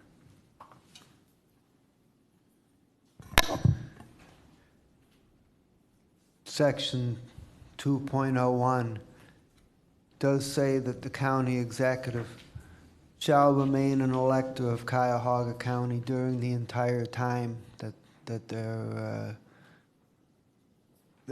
they're in office. And it could be that any one Article 5 officer may or may not be an elector of the county, may not even live in the county. And so this proposal would provide the flexibility not only to make sure that the person designated meets that requirement, but also to recommend the person that he or she feels would be best qualified to step in the event of a vacancy. Thank you, Mr. Miller. I have a question. There's a provision here. Now, we did adopt and send to the we did recommend to the ballot Amendment 8, the executive residency requirement. If that should fail and this should pass, one of the provisions here is that the executive would no longer be eligible he or she was an elector of the county. So how, we would have one provision that the executive be a resident. It fails, correct? It doesn't have to be, but this then says that the vacancy of the executive shall take place if he or she is no longer an elector of the county. How do we should one pass and one fail? How does that work? To answer that question, the proposed Amendment 8, I believe, and the director can correct me if I'm wrong, requires that the executive remain an elector during their entire term of office, an elector of the county, and that is current charter language. So even if Amendment 8 were to fail, that would still be a requirement for office. Now, the requirement that the executive be a resident or an elector of the county 2 years prior would not be a requirement, as it applies only to the filing for candidacy. Okay, I understand. And so the default position is, as the council president was alluding to, if you look at from a historical perspective, or the president as an example, governor, lieutenant governor, you've got an office that take office, and the succession is defined at the same time, as we have with council right now with the council and the executive. This with the executive and council president, although the council president isn't elected until a few days after the executive takes office. So there could be effectively a gap there. Council call an emergency meeting, do whatever it need to do. But in this issue, there is no time provision that the executive shall appoint for confirmation. I just make sure that's understood, correct? I mean, there is no designated period that within X amount of time the executive shall appoint someone for council confirmation. That is correct. Okay. So okay, this one. The time effective of this one, as all the charter amendments, would be 30 days after certification from the Board of Elections. Also correct. Okay. Yeah, the theory, Mr. Chairman, is with the charter as it is, if you were to have a vacancy in the executive branch, you've just caused disruption in both branches of government. That the executive is no longer there, and you've just caused a disruption in the council. But it keeps that as the default, but it gives an alternative for the executive to appoint subject to council's confirmation. But it's not a mandatory duty to make the appointment subject to the confirmation. Mr. Chair. Mr. Rogers, then Ms. Conwell. I would imagine that operationally this appointment would be made close to after the election of a new executive. But I'm wondering if there's anything prevents, or does this language encourage the executive to potentially change who that interim person is at any given time throughout his term. So potentially every, couple months he could change who that designee is. Any change of the designee would need to be confirmed by council. So it's not, I don't think it's prohibited by this language, but it would, or necessarily encouraged, but it would be operational, assuming that council confirmed the nominee. Okay. I think this makes sense. I think it. Yeah, I think this makes sense, and I think that I definitely could support this. Ms. Conwell, then Ms. Conley. I'm kind of, Councilman Rogers made one of my points, but I'm kind of inclined to just pick a certain, the law director. In future years, we don't know who the law director is, and putting that person, I'd like to see an amendment to put the law director in that spot, because the law director is the law director currently for the exec as well as the county council. So I would like that position to be stated, which position that he had to pick. Okay, thank you. Madam President? Yeah, that requires the law director to live in the county, but I think I can live with the way it is. It's interesting that the council president actually could block this by never confirming. They keep sending over people and the council doesn't confirm. So if the council president wanted to be the second in line to succession, you could just, or the council says, hey, we don't like the succession order, then they could just never confirm anybody. So I can live with the way it is. The one, Chair, as we your don't counsel, the one Same clarification for the that- future, but I think that, I see the logic of them designating, maybe the law director doesn't live in the county and is more forth than the fiscal officer or something, you know. Here are 2 points. I just wanted to clarify that it's still subject to the 60 days. So basically, Right, council has that's to what I take a was vote gonna and say. vote it down. But the one issue I would say is that is the model almost everywhere. And the idea theory is because the law director is both the advisor, is the lawyer for both parties.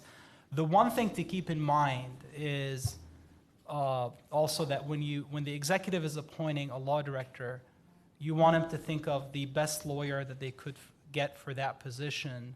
You don't necessarily want them to think of somebody who will be able to run in elections, and so you don't want to build an incentive in there for putting political persons in the position of the law director. And that's the theory behind leaving it open is you leave that flexibility with the appointment and confirmation. But you're absolutely right, most municipality, that is usually the model, and that's the theory for it, is because the law director is the one that's shared. But Through the chair, most executives are not going to want to die, first of all, to lose their seat or 4 times the presidency. or resign. Pretty much, they run in with the pure thought to finish out their term and things of that nature. So I still stick with, other than the situation of the law director doesn't have to live in the county might be a stickler, but I know when council sat and confirmed most of the appointments anyway, that was one of the top priorities that we looked for out of all the candidates, because we have good Cuyahoga County residents. So I don't really see that as an issue so much. Mr. Chair, there was a gentleman who turned down the vice presidency under Garfield. They told him it was a dead-end job, and he shouldn't take it. And, like less than 60 days later, he could have been president, well, actually, over into September. 9 months later, he could have been president of the United States. So, we had 4 assassinations, we never know what happens, but. What was that, Art Modell? No, this guy's name was Levi. Actually, the guy's name was Levi Morton, yeah. His Roscoe Conklin from New York told him it was a dead-end job. Don't take the job. I'd just like to hear what this guy's wife probably told him when Garfield got shot. Okay. You learn lots of history from me. Ms. Simon. Could get more lessons in history, but we don't have time Right. about this. I'm still on, and I don't want to beat a dead horse, but if for some reason the executive doesn't designate or not confirmed by council, the president of council becomes that serving as the executive, and if it occurs the vacancy occurs in the second year, and it's going to, then it goes for a period, the president will serve for a period until the end of the calendar year following the same countywide general election, at which election the position shall be filled for the remainder of the unexpired term. Now, how is that filled? Is that just the candidates do as they normally, is that filled by way of just a general election or a primary? Yes, Yes? that is the intent, is that So- it be filled by the general countywide election. So the president, if she chose, would have to go through and get the petitions and go through that process. Correct. So that's an inherent, Yeah, that to eternal executive service. it brings up an interesting point, because then what happens is, let's say we have a situation, and there's not time where the executive does not appoint, then the council president becomes the executive, which means he or she will have to vacate their council slot for a period until the next general election, and I'm speaking hypothetically, but you may have a candidate who does not want to be executive, but who has to give up their council seat in order to serve. There's no option here. No, but the law director, no offense to lawyers, but look, for my position, the fiscal officer should be the one who should succeed, but in our case now, the fiscal officer is not a resident of the county. So, Mr. Steen's not a resident of the county. Oh, is he now? Is he a resident of Cuyahoga? All right, well. But being a CFO, and I have a different spin than lawyers, no effect, but that, I mean, so you would, well, actually, that situation would happen today, except on the current charter, the president could be executive for the full unexpired term of that current executive. Under this scenario, the president would have to resign as council president within the first 2 years.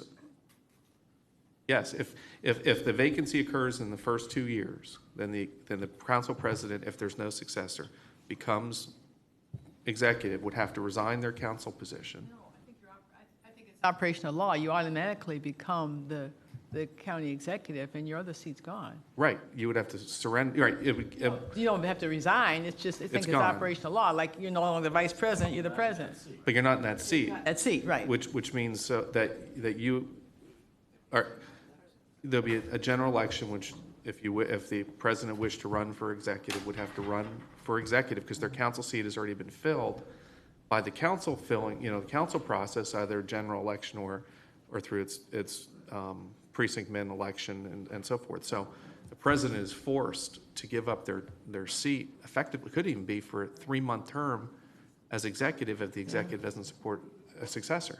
Well, we have that now. But they could serve the unexpired term of the executive, which could be. Now, I mean, if you're Speaker of the House and it gets down the line of succession, you're President of the United States. You give up your I'm talking about with us. seat. With us. It's the same thing. Well, Mr. Chair, you're right. I mean, what happens if the president doesn't want that? I mean, most people want to be president of the United States, but I'm not sure everybody as council president would want to even be the executive. Maybe they're happy with their seat and then they're forced to abdicate it. So why don't we have a backup plan and use either my colleague Councilman Conwell's suggestion as the law director and or fiscal, but have a succession plan like council president suggests, because this just forces this transition and have some backup of succession, But here's the other thing, like say Mr. Steen, I believe, is a member of that other party. Maybe council wouldn't want the fiscal office, a member of the Libertarian Party says, no, we're not going to confirm this guy. So it could become a political battle that way. So we need a third, that's why we need more than one person in succession. I mean, in Lakewood, I believe when Mr. Fitzgerald stepped down, they had a succession plan. The law director didn't want it because just like the council president and council, we're designated part-time, whatever that's worth, we're part-time. So if we have a law practice, Ms. Simon says, I don't want to give up my law practice for 2 years, or Mr. Germana or any of us want to give up our job for a 2-year or 3-year period, then what? Then does the council then have to poll itself to determine who to elect president so they could succeed to become the executive? I mean, that may get into that scenario. It may happen today like that, but this is more, it just opens the discussion. Mr. Chair, I'm sorry. Mr. Miller? I would just point out that right now there isn't any option. Correct. I mean, if there's a vacancy, the council president succeeds and gives up the council position, regardless of whether that's wanted or not. Or the council president could resign as council president, remain on council. Council then could elect. Oh, it's the president is exactly correct. I mean, the issue right now is that it's a shall, and it creates potential turmoil, as it were, on 2 of the 3 branches, but also with the situation where, just as you've outlined, and the genesis of the conversation came, you're correct, Chair, from the city of Lakewood has a very distinct succession that is, I think, out of the norm for other communities, but it does have, I think it delineates, law director, whatever it goes down the list.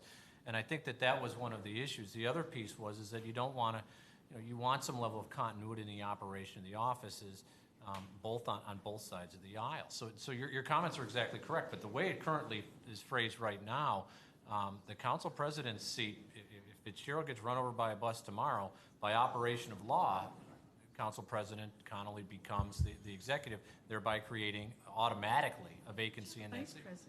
Pardon me? You have a vice president of council. It doesn't say that. I mean, the way the charter currently reads, it's I mean, I have it right here. It says the president of council shall succeed. No, but for the council, there's rules in council that provide for vice president of the council. No, I understand that, Oh, no, okay. but there will only be 10 members at that point of council, and there will be an automatic vacancy in one of the seats. Not, yeah, the membership of who becomes the president would succeed, but there would be then 10 members of council with one seat to be filled. So Mr. Chair, I think I have to vote this down. I'd like to come back with another resolution, having a succession plan, because you bring up a really good point. What if the president doesn't even want to give up their council seat and they're forced to do that? That's not fair. I'd like to have a succession plan. Why not? And have options. Yeah, I mean, what would happen although it's interesting whether you need to take the oath of office before you become that person, but potentially the status quo is if there is a vacancy, then instantaneously the council president is the executive, therefore he or she is not the council president. And if they don't want the executive's position, then they have to resign the executive's position, so they're completely out of council and they're not the executive. They don't get to go back to council because they automatically, so you do have that problem. So Although I don't know how the oath of office comes. I think you still have to take the oath. So it's Mr. McClure, so it's the then sitting council president at the time the vacancy occurs, not a council president. It is the sitting council president at the time of the vacancy. And I guess the more I think of it, technically, when you're taking the oath of office for council president, you're putting yourself in that shoe automatically, so. Well, let me ask this question then. Let me ask this question then. By default, in the way our charter reads, then is the council president the de facto executive if the executive is unavailable to serve, out of the country or? No. There has to be a vacancy. Okay. But so God forbid, at Fitzgerald driving to Columbus or something, and there's a car accident, and he passes away instantaneously, the council president. Okay. Or walking the Appalachian Trail. Yeah. I was going to say that. Okay. Mr. Chair, so if he did have the car accident and he didn't necessarily die, but was in. That usually becomes, you go to court and you get a declaration. I mean, so that stuff really needs to be talked about and decided. I mean, if you watch Scandal, which I do, Well, that's what's going on. I don't mean, we got to. I will, Mr. Miller. I try to allow the flexibility for us to freely exchange. Mr. Chairman. But, Mr. Miller? Just want to say that if we each did this on our own and figured out a plan, I'm sure we would come up with 11 different solutions as to exactly the details of how to do this. And I think it would probably be very hard to get 8 votes for any of them. We have a plan here that I think offers good flexibility. It improves on what we've currently got, and it has the stamp of recommendation from the Charter Review Commission. And so I'm going to vote for it, and I would encourage my colleagues to do the same. Thank you. Okay, we'll go ahead then and call this item to question. Mr. Chairman, I'm sorry, if I may. Is it very, very pertinent? It is very pertinent. Okay. Because it needs to answer a question, and it echoes Councilman Greenspan's point. We did go through extensive scenarios, including a deputy county executive, and we decided against all of that for various reasons. In this particular case, if the council president does not want to become the county executive, this proposal puts that safeguard in place. So a person would have a designee, and if the council president doesn't want to become a county executive, they could approve the county executive's designee. As it currently stands, if the council president does not want to become county executive, they don't have a choice. They are automatically put into that spot. So I would highly encourage that the council consider this proposal because it puts in a safeguard that is not currently in place. Okay. And it was improved unanimously and bipartisan as well. Okay, great, thank you. Okay, I'll go ahead and make a motion, Resolution 2013-0143 be referred to council for July 23rd meeting. The recommendation this item be placed on the ballot in November. Is there a second? This is placed. I'll always start on, yes. I'm sorry, who was the second? Second was by Mr. Rogers. Clerk, please call, roll call vote, please. Calling the roll. Ms. Simon? Ms. Conley? Yes. Mr. Greenspan? Yes. Mr. Miller? Yes. Mr. Germana? Yes. Mr. Gallagher? No. Ms. Conwell? No. Mr. Jones? Yes. Mr. Rogers? Yes. 6 with a vote of 6-3, the motion carries. Okay, very good. Thank you. I don't believe there's a need to take the second motion. It's being referred to be on the ballot, yes. What I'd like to do right now is take a 6-minute break. 6 minutes, so we're back at 10 minutes after 3. And we'll be prompt in starting. We have 4 items left on the agenda, and I believe we can, with concentrated effort, handle these items in the next 2 hours. So we'll be in recess till 10 minutes after 3. 4, but I missed it.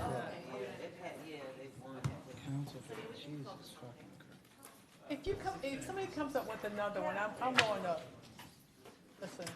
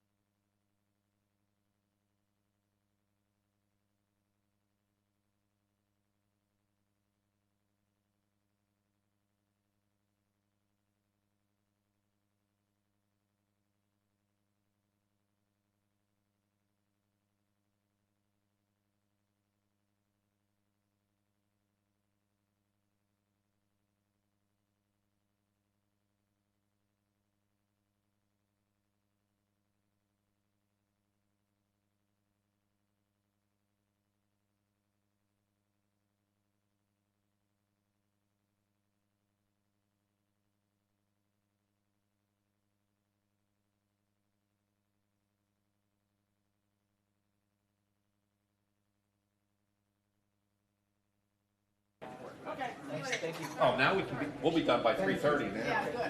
Yeah, good. Will, you're late? We'll be done at 15 minutes.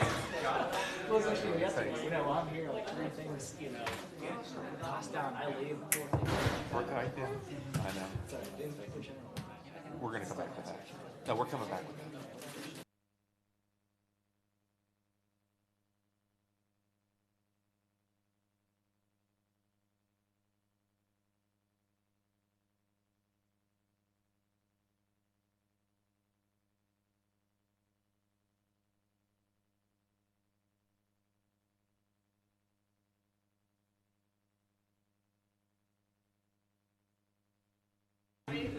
All right. Okay, we're back in session. It is 3:14, and we will now move on to the next item on the agenda. The clerk, please read Resolution 2013-0014 into the record.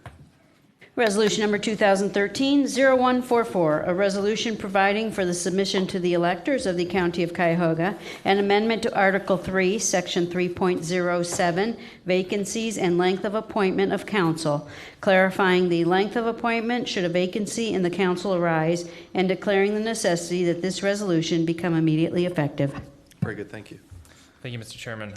This is Amendment 12 offered by the Charter Review Commission. It is amendment to Section 3.07 dealing with council vacancies and the length of appointment.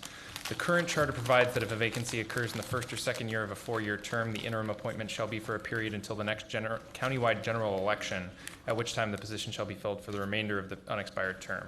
Proposed language would change this point of appointment to say that if a vacancy occurs at least 30 days prior to the filing deadline of the primary for the next countywide general election held during the second year of a four-year term, the interim appointment shall be for a period until the end of the calendar year following that same countywide general election, at which election the position shall be filled for the remainder of the unexpired term. Otherwise, the interim appointment shall extend for the remainder of the four-year term. This language is nearly identical, if not identical, to the language proposed in Amendment 11, but applies to members of council instead of the executive. Very good, thank you. I'll short circuit and go right to Mr. Miller, because I know he's going to have a comment on this. Mr. Chairman and my colleagues, this amendment deals with a situation in which a vacancy occurs very close or after the filing deadline in the second year. Where under the current language, it would be very unclear as to how the election would be held because the election would already be in progress, and this clarifies that. We considered this exact same amendment last year in the city council, in the county council, and the issue that came up is the question whether, as opposed to this, do we want to make greater use of special elections? And this question was brought up in the Charter Review Commission, and the feeling was that using immediate special elections would be too expensive and not the way that they wanted to go, and so they recommended this, which is a narrower fix of the problematical language that's currently in the charter. So I recommend it. Very good, thank you. Any further discussion on this matter? Okay, hearing none, I will make, see, when Mr. Tartar leaves, we move very quickly. I'll make a motion to refer Resolution 2013-0144 to council, to the full council, July 23rd meeting for second reading with recommendation that this item be placed on the ballot. Is there a second? Mr. Chair, just one question before I'll second it. So the position will be filled for the unexpired term by the precinct people? I mean, who fills that? Mr. Chairman, to Ms. Simon, the proposed amendment does not in any way affect the interim appointment. So it would still be exactly the same done by the precinct person. This amendment only deals with the manner of the election that then ensues. Okay, I second the motion. Thank you. Second by Ms. Simon. So will the clerk please call the roll? This is a motion to put the item, recommendation to put the item on the ballot in November. Calling the roll, Ms. Simon? Yes. Ms. Conley? Yes. Mr. Greenspan? Yes. Mr. Miller? Yes. Mr. Germana? Mr. Gallagher?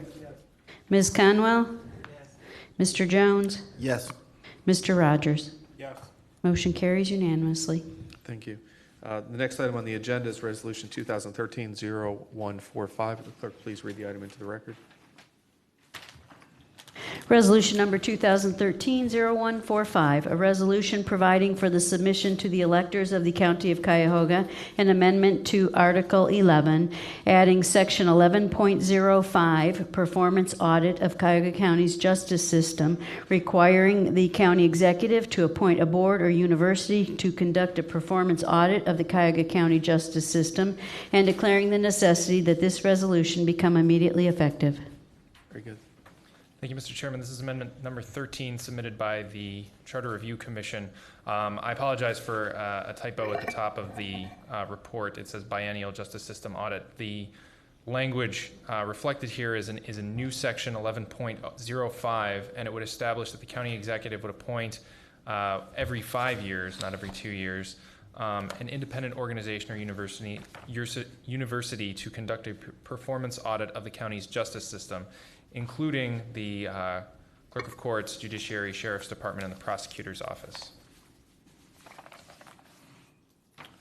Okay, thank you. Any questions, Madam President? Mr. Chair, I think that Mr. Gallagher and I are probably going to end up having the Lincoln Douglas debates on this point, because I disagree with this item for a number of reasons.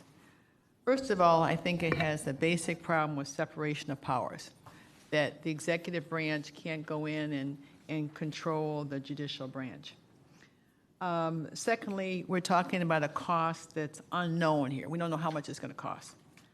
I don't know what the justice system means. The front door of the justice system is the police officer on the street. So if the police officer on the street never arrests you, you never get into the justice system. So do we have to go back and do the police, the municipal courts, the prosecutor's office? There are a limited number of organizations that are available to do this kind of study, and probably none of which have been in Cuyahoga County. But primarily, we already have these statistics. These statistics are already available. I wish I had $1 for every page of every report that has studied the justice system since I've been involved in the justice system, and I started out working at the Court of Appeals when I first got out of law school.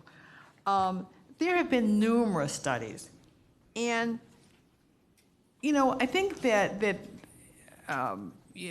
intent probably is very well intentioned, but you cannot quantify a case. GM can tell you how much it took to make my American-made car in terms of parts and labor and all those kinds of things. But you can't do that for a criminal case. You can't come back and say every criminal case costs $500. Every case is different.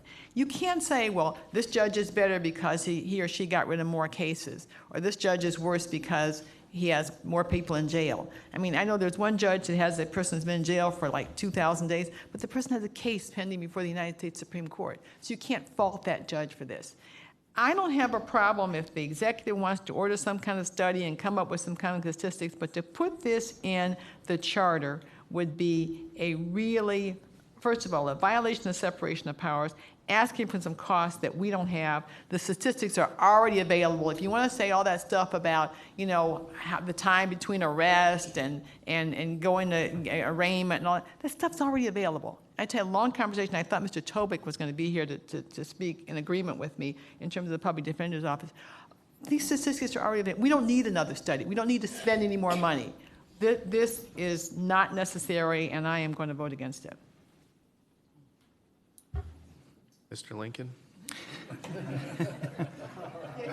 I'm shorter. I went by party lines. It was a good play. Could I ask who was the no vote on this? I do not recall. Oh, it was I'm sure I could recall. Ken Callahan. And that is my point, America. Thank you. The only people that are scared of this is the judiciary. The sheriff's okay, clerk's okay, prosecutor's okay. The judges don't want information out. Judge, to say that all information from the court's available is not true. Is not true. And I will provide that to you because that is going to come out. And there are statistics that are being withheld that would embarrass judges and expose them to the public for costing the public money. And those stats are being withheld. I can't get them. You can't get them. Why do you think we went through the exercise we went through over the new clerk of courts when the comfortable clerk of courts for 30 plus years left and a new clerk of courts came in and started doing the job for the first time? Everything got all run amok. And the reason it ran amok was because people up in that tower don't want information out. This is about not exposing people, but allowing the public to see what's going on and what they're paying for. There's information being withheld, and this would not just show it, this would expose people that don't work. Right now, there are people in that tower, and I'm telling you right now, and I'll tell you who their names are, because any lawyer in this room will tell you who their names are if they don't have to give their name because fear of retribution, they're not doing their work. This provides not just information to the people. This will give you a 5-year plan on if something's wrong within your system. Do you have too many secretaries?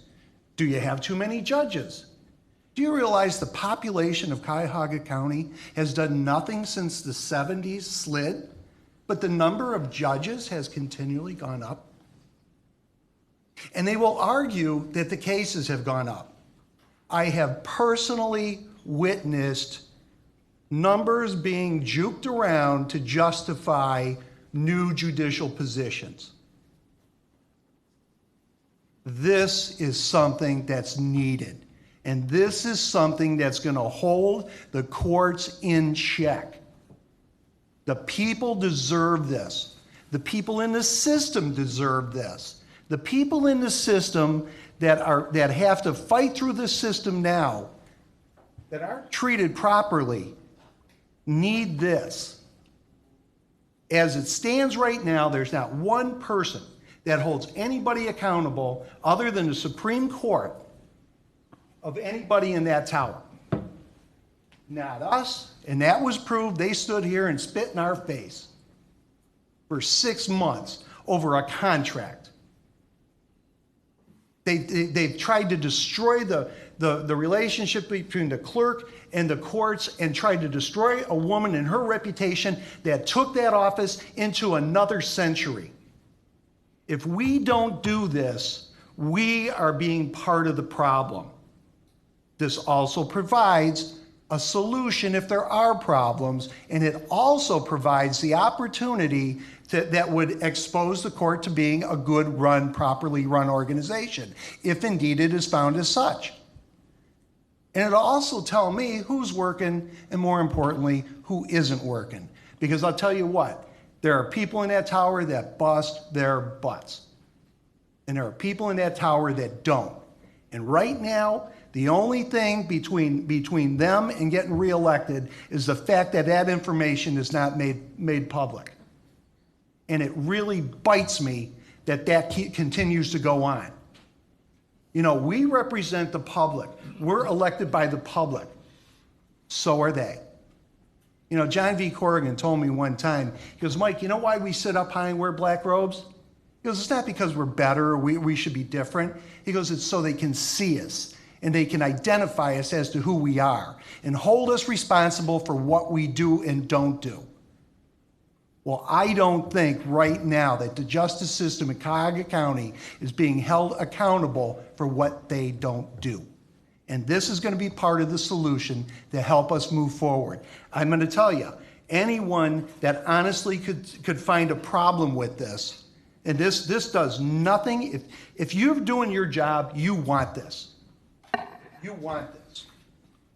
I am for this 100%, and I'll go to my grave stating that this is something that's needed.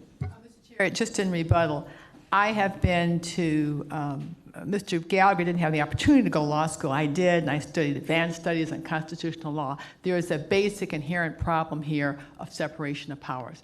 However, I also will concede the fact that if you want to do this study one time, then let's do it. See how it works before you put it in the charter. Maybe there is some validity to your point. Now, I don't think it's fair to go out and you know, you may have a judge that has a particular problem. And I know of one judge in this building who is horrible, who the Supreme Court won't do anything about. I won't call any names, but won't do anything about.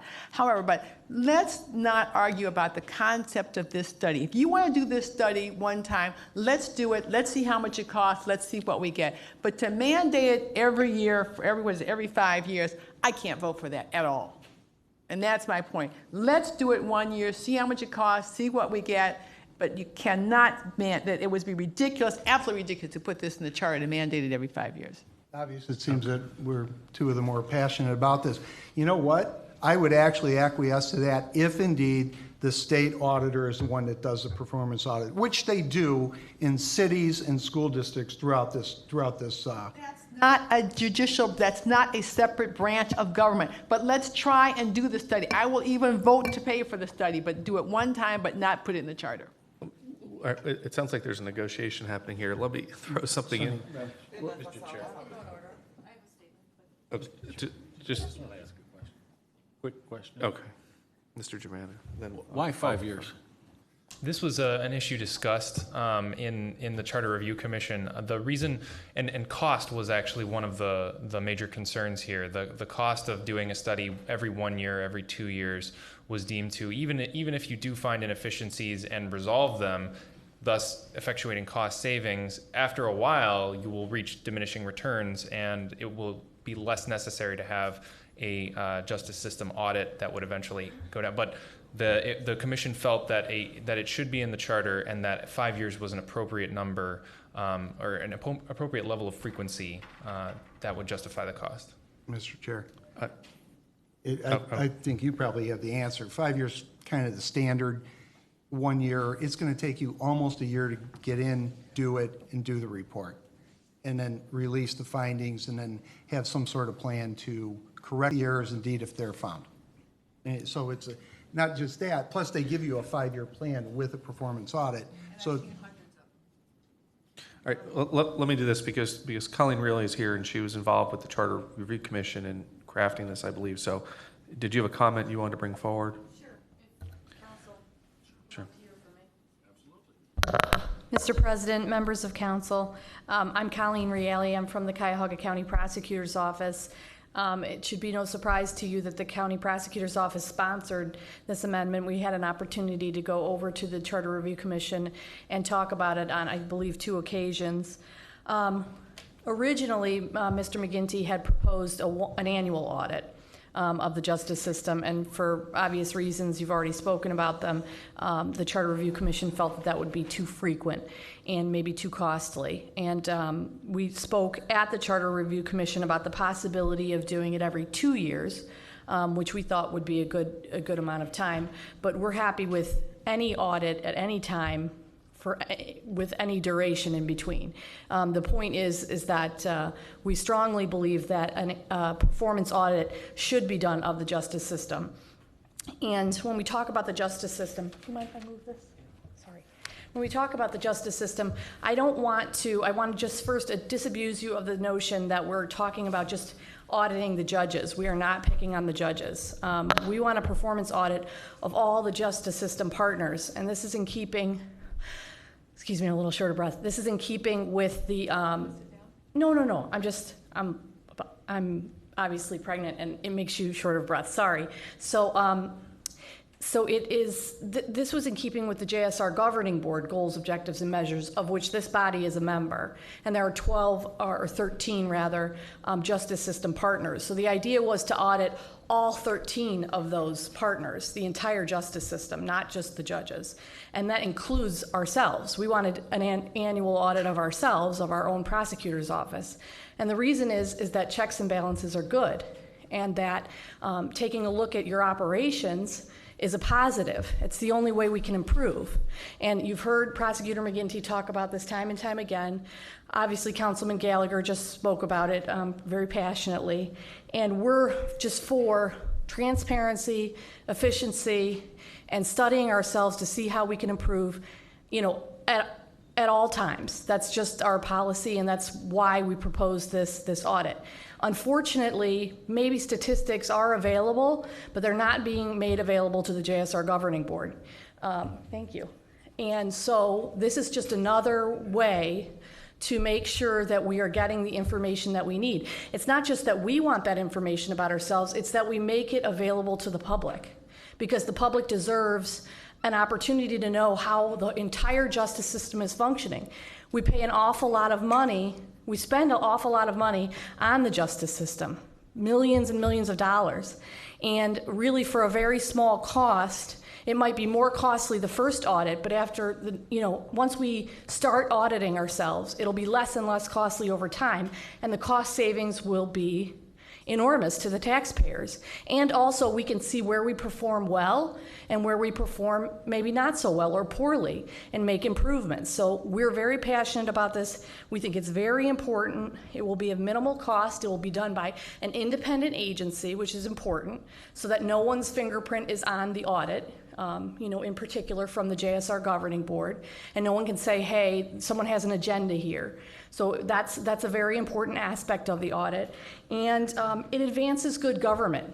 And that's what we really care about, because all of the justice system partners are part of the government. We should be open to analysis. We should be open to performance measures. We should be open to doing a better job if necessary in certain areas. And again, the cost will be minimal as opposed to the return. The return will be giant in terms of cost savings and in terms of information provided to the public about how our justice system, which is very important, is operating. So we just wanted to make sure that we were here and let you know why we sponsored this, and we hope that the council passes this in some form. Thank you. Great. Thank you. Ms. Simon.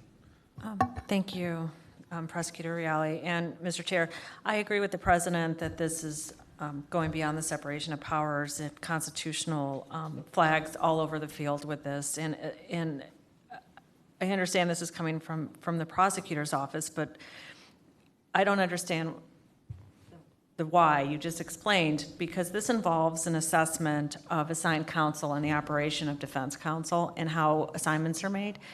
And I don't think it's the prosecutor's role to start looking into defense counsel's operations. It would be like the defense counsel coming up and asking to look at how prosecutors are hired, who should be hired, when they should be hired. I think this goes into an area that should not, the prosecutor's office should not have the ability to go into to even comment on that matter about the defense counsel. And that's what I've been hearing from the prosecutor is about the assigned counsel process. Part of this audit includes that. I have concerns about that. If there's a problem with the courts, then at some point counsel, perhaps if they think it's their role, which I doubt, to do such an audit. We don't need a charter amendment to do this. I think it's inappropriate and it's ambiguous. What's best practice? Who defines that? Who's going to say what a best practice is? Is it Maricopa County in Arizona? Is it in Pennsylvania? What is best practice? We have an internal auditor. Perhaps maybe there can be an extension out of that office, which is charter driven already. We already have an internal audit.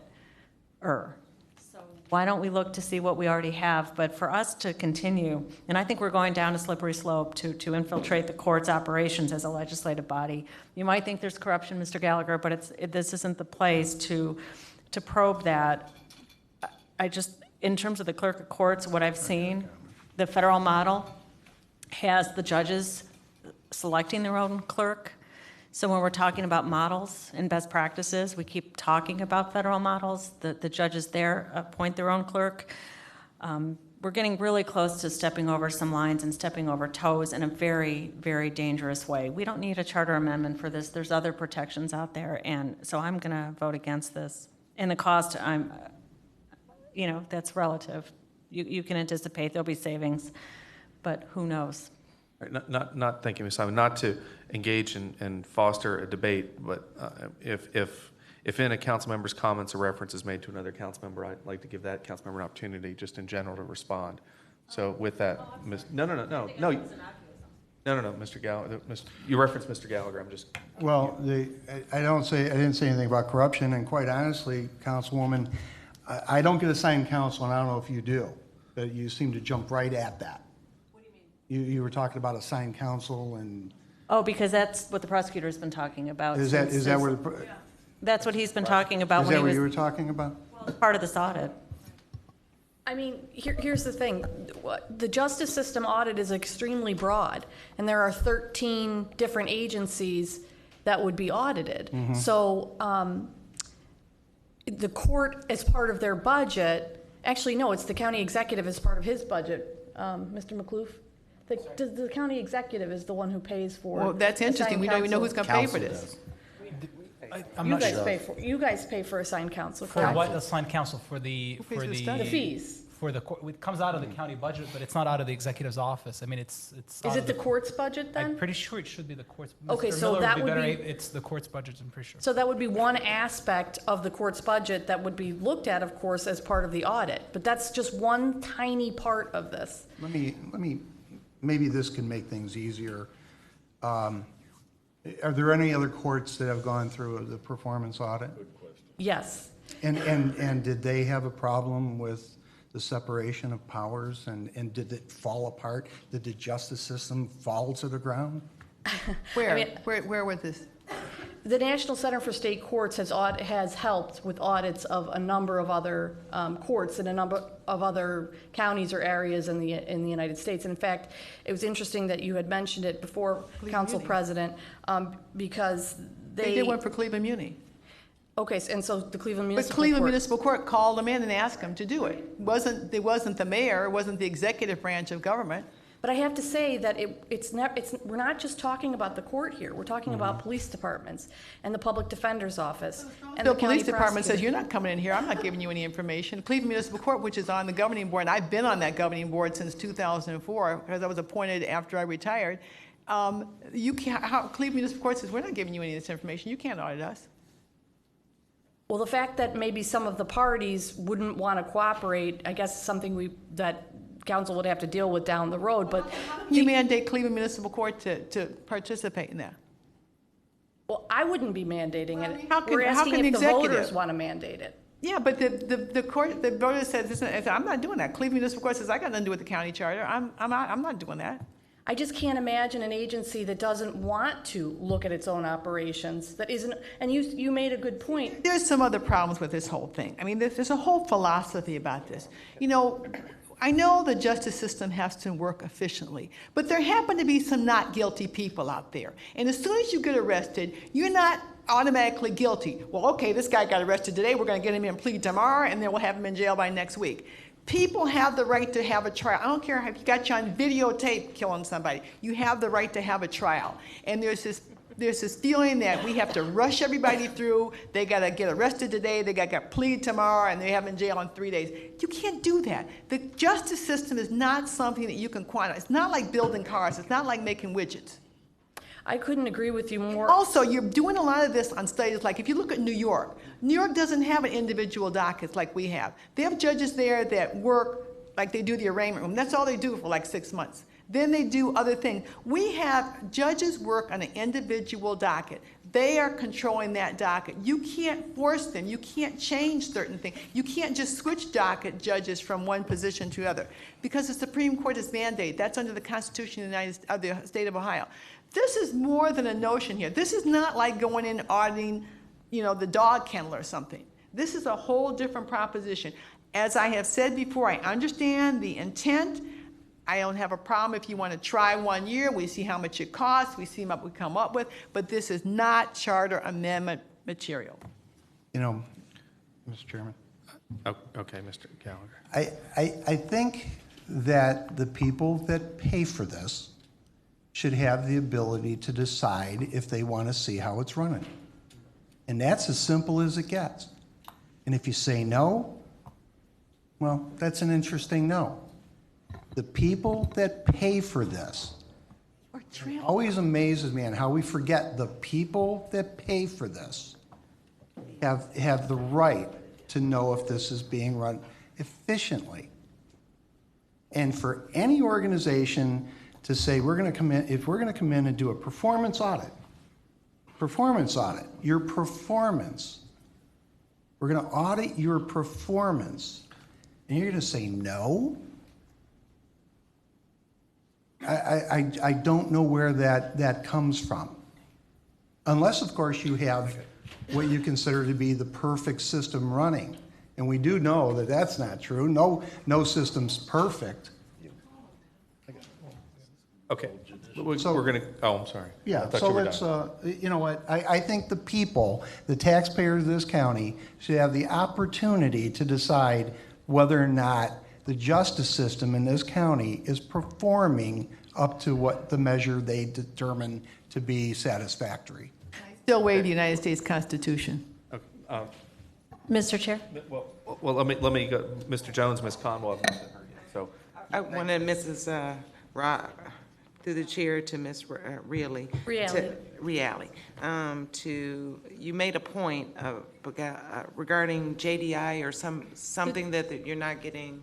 Could you expound on that? The JSR Governing Board, of which council is a member, and has a I think it's Council President Connolly is actually your representative on the JSR Governing Board, unanimously passed in February of this year goals, objectives, and measures, including the gathering of statistics from all the justice partners to make them public. We're having a difficult time getting those statistics from all the justice partners. So even though all the justice partners unanimously voted yes on the measures and the objectives, part of which was collecting statistics to publish them for transparency reasons and to see how we were performing, all of the justice partners, not just the court. We're having some difficulty getting those statistics. So Well, that was my point. How will putting it in this charter still make them move forward? Because we saw in Public Safety Committee, even though it's clearly in the charter now that council is responsible for the budget, we still had stagnate. So I think there's two issues going on. It's not that none of us agree. I don't think anybody here is saying that we don't believe that the justice system needs to have a performance audit. We're just saying that we don't feel, I think the majority is saying that anyway, that it should not, it's not a charter. Putting in the language in this document is not going to make anybody move if they don't want to move. You know, I guess it's a good point that you make, and it's a difficult and interesting one, but the point, I suppose, is that we shouldn't shy away from it because it's hard. Right now we have this agency, the executive is the chair of it, and it has a lot of good intentions, but there's really no, teeth behind it. But if the taxpayers get involved, and they'd only be asking for audits of elected persons, and every justice partner works for the taxpayers. And so if we're asking the taxpayers to become involved, who pay all of our salaries, including mine, then it has more teeth. And and they're aware that, we're not already auditing ourselves. But that's what I'm saying. With the stuff that's went on in the Public Safety Committee, it is in the charter already that what is the legislative body has the authority to do. And it's still, because it was written and voted by all the taxpayers in Cuyahoga County, there still has not been a way to make the justice system move. I think we're finally starting to shine a light on it. I really do. I think the tide is turning. And so I'm hopeful that that's going to change and we will get more cooperation and that everyone will see the benefit of taking a look at their operations. Any corporation in America looks constantly at themselves and sees how they're performing and how they can perform better and in areas that they can improve and areas where they're doing very well. So that's the way we look at the justice system. We look at it, and I know it deals with people, and we are never saying that people's their fundamental rights should in any way be infringed upon because we want to work in a positive way or look at our operations and make sure that we're doing the right thing. What we find with performance audits is that if people aren't lingering in jail for 30 days without counsel. They're getting their attorney within 2 days like they're supposed to be under the Constitution of the United States of America. So this is a good thing. We think it's a positive. I want to be on the record that I did not say that we should not have a performance audit. I don't want, that to wake up in the plain dealer and that's where it's meant, that Ms. Conwell meant. No, I didn't clearly stated that, I am for a performance audit. I just think that there's two different issues going on. What majority may want is a performance audit, but then it being put in and mandated in this charter. So I think that's the two issues here that we're clearly talking about. And we're clearly asking for council's help. So I'm sorry to lay it at your feet, but that's what we're asking for. Okay. We think that you can do it. We hope that you do. Okay, thank you. Mr. Jones? Thank you, Mr. Chairman. Colleen, you mentioned of the 13 partners, justice partners, are 12 of them in support of this? Or all 13? They all voted for it. Yes, it was unanimously voted for. It was unanimous. Not the Charter Commission. I'm talking about the 13 JSR Governing Board Goals, Objectives, and Measures. In other words, the Sheriff's Department, the Prosecutor's Office. They all, Council. And the courts. The courts. The municipal courts, the suburban municipal courts, our county court here, the juvenile court, the Sheriff's Department, the Cleveland Police Department, the representatives of the suburban departments, the Public Defender's Office, our office, the executive. The executive was very passionate about it, in fact, and wanted a unanimous vote because this is one of his, I believe that feels strongly about transparency, efficiency, good government. Council has been a strong advocate of transparency over these last 3 years. And I'll say this, I am in full support of this amendment.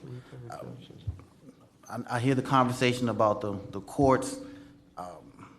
I've had a little experience over these last 3 years with some of the hurdles I've seen as a result of it. And I see nothing wrong with a performance audit. Even in my business, we audit our performance. I've served on other boards where there were performance audits. They're critical, they play an important role, and they play an important role to the public when they see that there's always cynicism around the justice system.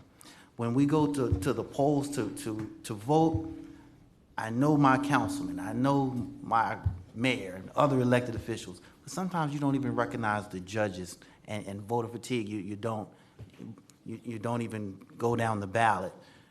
Well, I'm aware of that. All right. So to have a performance audit is a critical part of what we do, and I'm glad to hear that all 13 partners are in support of this amendment. And so that was my initial question. Are the 13 justice partners in support of this amendment? No, I'm sorry. I should clarify. The 13 justice partners voted on goals, objectives, and measures that mirror this, that talk about the collection of statistics and auditing the justice system. We did not present this. We did not tell them that we were going to take this to the Charter Review Commission. They're not aware of it, but what we're doing is we're traveling down two parallel paths. But that's not necessary to my point. My point is this is a performance audit is a critical part of what we need to do to be transparent and share with the public. The public needs to see this information. I think it can help impact any cynicism, shed light on what's going on for good or for bad. And the public will greatly appreciate this. And when we put it on the ballot for them to vote on, they will decide. We don't have to decide. We simply need to move. I simply vote to move it forward and hope enough of my colleagues feel the same. What I'd like to do, and Mr. Rogers hasn't an opportunity to speak yet, and then I'd like to make a comment, and then unless there's anything else, we'll just call the question. I just wanted to know if the prosecutor has ordered or arranged for performance audit of the prosecutor's office. Yes. Is the state auditor capable of doing this type of audit? They usually do. Mr. Chairman, I think the revised code does not permit the state auditor to audit the courts, which is why there's a need for an alternative way to get this done. That's Okay, thank you. Mr. Chair, and to move it along, there is an alternative ways to move it on. It doesn't have to be a charter amendment. And I think that's, it doesn't have to be by way of a charter amendment. And I think that's my colleague's point. And I guess I have a question about one of the when we talk about appointing, the executive would unilaterally appoint, then council would approve through the spending protocol. Is that how that would, or is this an appointment? And we'd have to approve the release of funds. We have to through one of the spending levels, either the CPP, Board of Control, council, depending on the cost. So we'd have to approve the contract at the end of the day. Yeah, Mr. Chairman, members of council, on behalf of Patrick McLaughlin, on behalf of the Charter Review Commission, the proposal states the organization selected shall be subject to the approval of the council. So it's more than just whether or not you approving the cost, but the organization selected, we say independent organization or university with nationally recognized expertise in the area of the administration of justice. And so council would be involved in that process, in the selection process. Okay. I saw where that is there. I didn't see it originally. But let me just make this point as on behalf of the Charter Review Commission. This is not the proposal of the county prosecutor. This is the proposal of the Charter Review Commission. We spent a great deal of time talking about this, and there's no question that Mr. McGinney came initially, as did other members of his office, and appeared before us and he advocated audit for an annual audit, which we thought was cost prohibitive and frankly unnecessary. But we're definitely persuaded that an audit of the civil and criminal justice system, this is not an audit of the judges, this is an audit of all the components of it, and we felt it was justified. We thought that transparency was important. For us to take the position that the justice system in Cuyahoga County could not be approved is ridiculous. And there are so many components of it. I mean, one example which has been publicly written about is the clerk's office, the problems that the clerk's office had, and I think they're now being ameliorated. This is very public, and there are just things going on that need to be looked at, and we all should welcome, including this body, having others outside of us take a look at what you do. Why wouldn't you? That's what the public expects, and the public has a right to it. And so we were persuaded that this made sense. I understand the sentiment that, maybe it shouldn't be in the charter, but we didn't hear anybody else talking about it, and so we are. So it's up to you. You get to make the call. But we think that it makes sense, and we think that it ought to be done. So that's the proposal, not of the county prosecutor's office, but of the Charter Review Commission. All right, thank you. Just my last comment on this is that what we would be doing here is asking the voters to decide if they want their justice system audited. The only relation to council is our approval or disapproval of a vendor, and that's real. But if they're voting to audit themselves, they know or to have this function audited, they know there's a cost associated with it. So they would say, yes, we want it audited. Yes, we approve there's a cost, approve of a cost. It's for us to determine the appropriate cost and the appropriate vendor. My concern is there was discussion about the separation of powers. This removes the separation of powers, I think, from the process because we're only enforcing what the residents asked us to enforce. If council was to, or the executive, subscribe to this and try to compel the courts to comply, they wouldn't. That's where the separation would come. An item would come in as a defining moment of separation of powers, because we would then be trying to impose something that they may not want to do and wouldn't do. This compels them to do so because the voters told them to do so. So I'm in support of this for that reason, and we'll go ahead and call the question. So I'll make a motion to send resolution 2013 to the council on July 23rd for second reading with recommendation that this be placed on the November ballot. Motion's made and seconded by Mr. Germana. Will the clerk please call roll call vote? Calling the roll to place the item on the ballot. Ms. Simon? No. Ms. Conley? No. Mr. Greenspan? Yes. Mr. Miller? Yes. Mr. Germana? Yes. Mr. Gallagher? Yes. Ms. Conwell? No. Mr. Jones? Yes. And Mr. Rogers? Yes. It's 6-3 approval. Great, thank you. The clerk, please read the resolution 2013-0146 into the record. Resolution number 2013-0146, a resolution providing for the submission to the electors of the County of Cuyahoga an amendment to Article 5, Section 5.01, appointment and confirmation of officers, and Section 5.08, Sheriff, powers, duties, and qualifications, establishing the term of appointment and process of removal of the sheriff, and declaring the necessity that this resolution become immediately effective. All right, great. Thank you. We heard this discussed on Wednesday briefly. Yes, go through absolutely. this. Thank you, Mr. Chairman. This is Amendment 14, proposed by the Charter Review Commission. This charter amendment would revise the status quo whereby the sheriff is appointed by the county executive and serves at the pleasure of the county executive, to a system whereby the sheriff is appointed for a term of 4 years, staggered with the county executive, and the removal of the sheriff may only be removed by the county executive with the consent of at least 2/3 of county council. Okay, I believe there's a language issue in this. Did Mr. Rogers? Okay. There's a language issue in this one, once again, as it relates to I believe it's a question regarding the 4-year term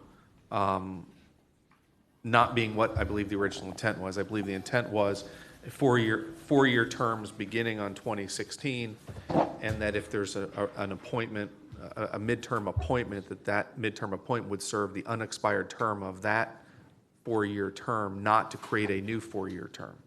I believe that's how I remember the discussion. And this proposal actually restarts the clock on the 4-year term.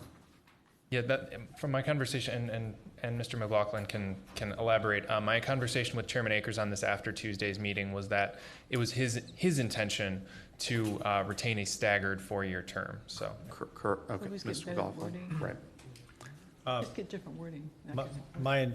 Patrick McLaughlin on behalf of the Charter Review Commission. Mr. Chairman, my intent as an individual commissioner was the reverse of what you just stated, that that a new appointee, a new sheriff being appointed, would be appointed to a 4-year term. And so that if one left for some reason after 2 years, the new appointee would be appointed to a 4-year term, not to fill the unexpired portion of the term. So, much as, for example, when I was appointed by the president with the advising consent of the Senate, I was appointed for a 4-year term as the U.S. attorney. Of course, you always term subject to the president's appointment, but that's the way I saw it, and that's the way we discussed it, to my recollection. So it would be a fixed 4-year term. Okay. Okay. We'll get Ms. Conwell and then President Conwell.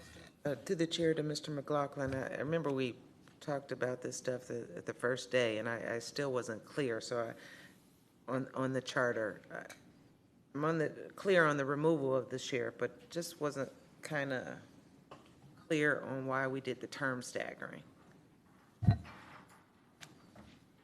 A number of individuals who appeared before us, I think certainly early on, and some of the organizations advocated to us that we should recommend to council that the sheriff be elected rather than appointed, that we should reverse what the charter now provides.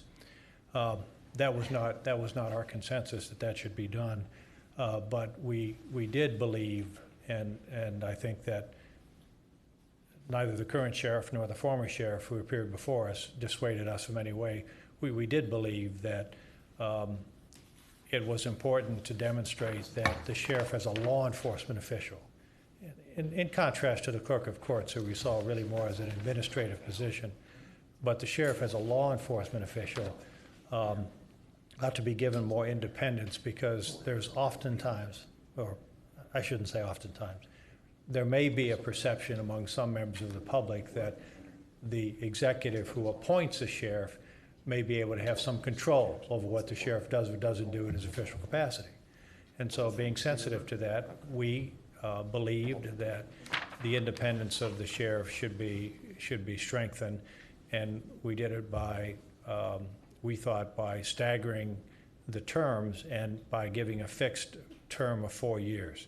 So a sheriff comes in, serves for 4 years. Now, there's a process for, removal, which involves council, but serves for a term of 4 years, and then whoever the county executive is at the time could then reappoint that sheriff, or decide to appoint a new one. But we felt that it made sense to give a fixed term, and so that's what we were suggesting. So when the new county exec comes in and the terms are staggered, what will that do for the? Well, the sheriff would remain in place. I mean, absent there being good cause, good specific cause for the sheriff to be removed, so that he wouldn't be removed until actually the next appointment process. Well, the end of his 4-year term. So, and we staggered it. We were thinking in this context that a new county executive might take place after a general election, and then a year after that, then the sheriff's 4-year term would be up. We sort of worked those numbers out. I can't put it together right now, but we did it at the time.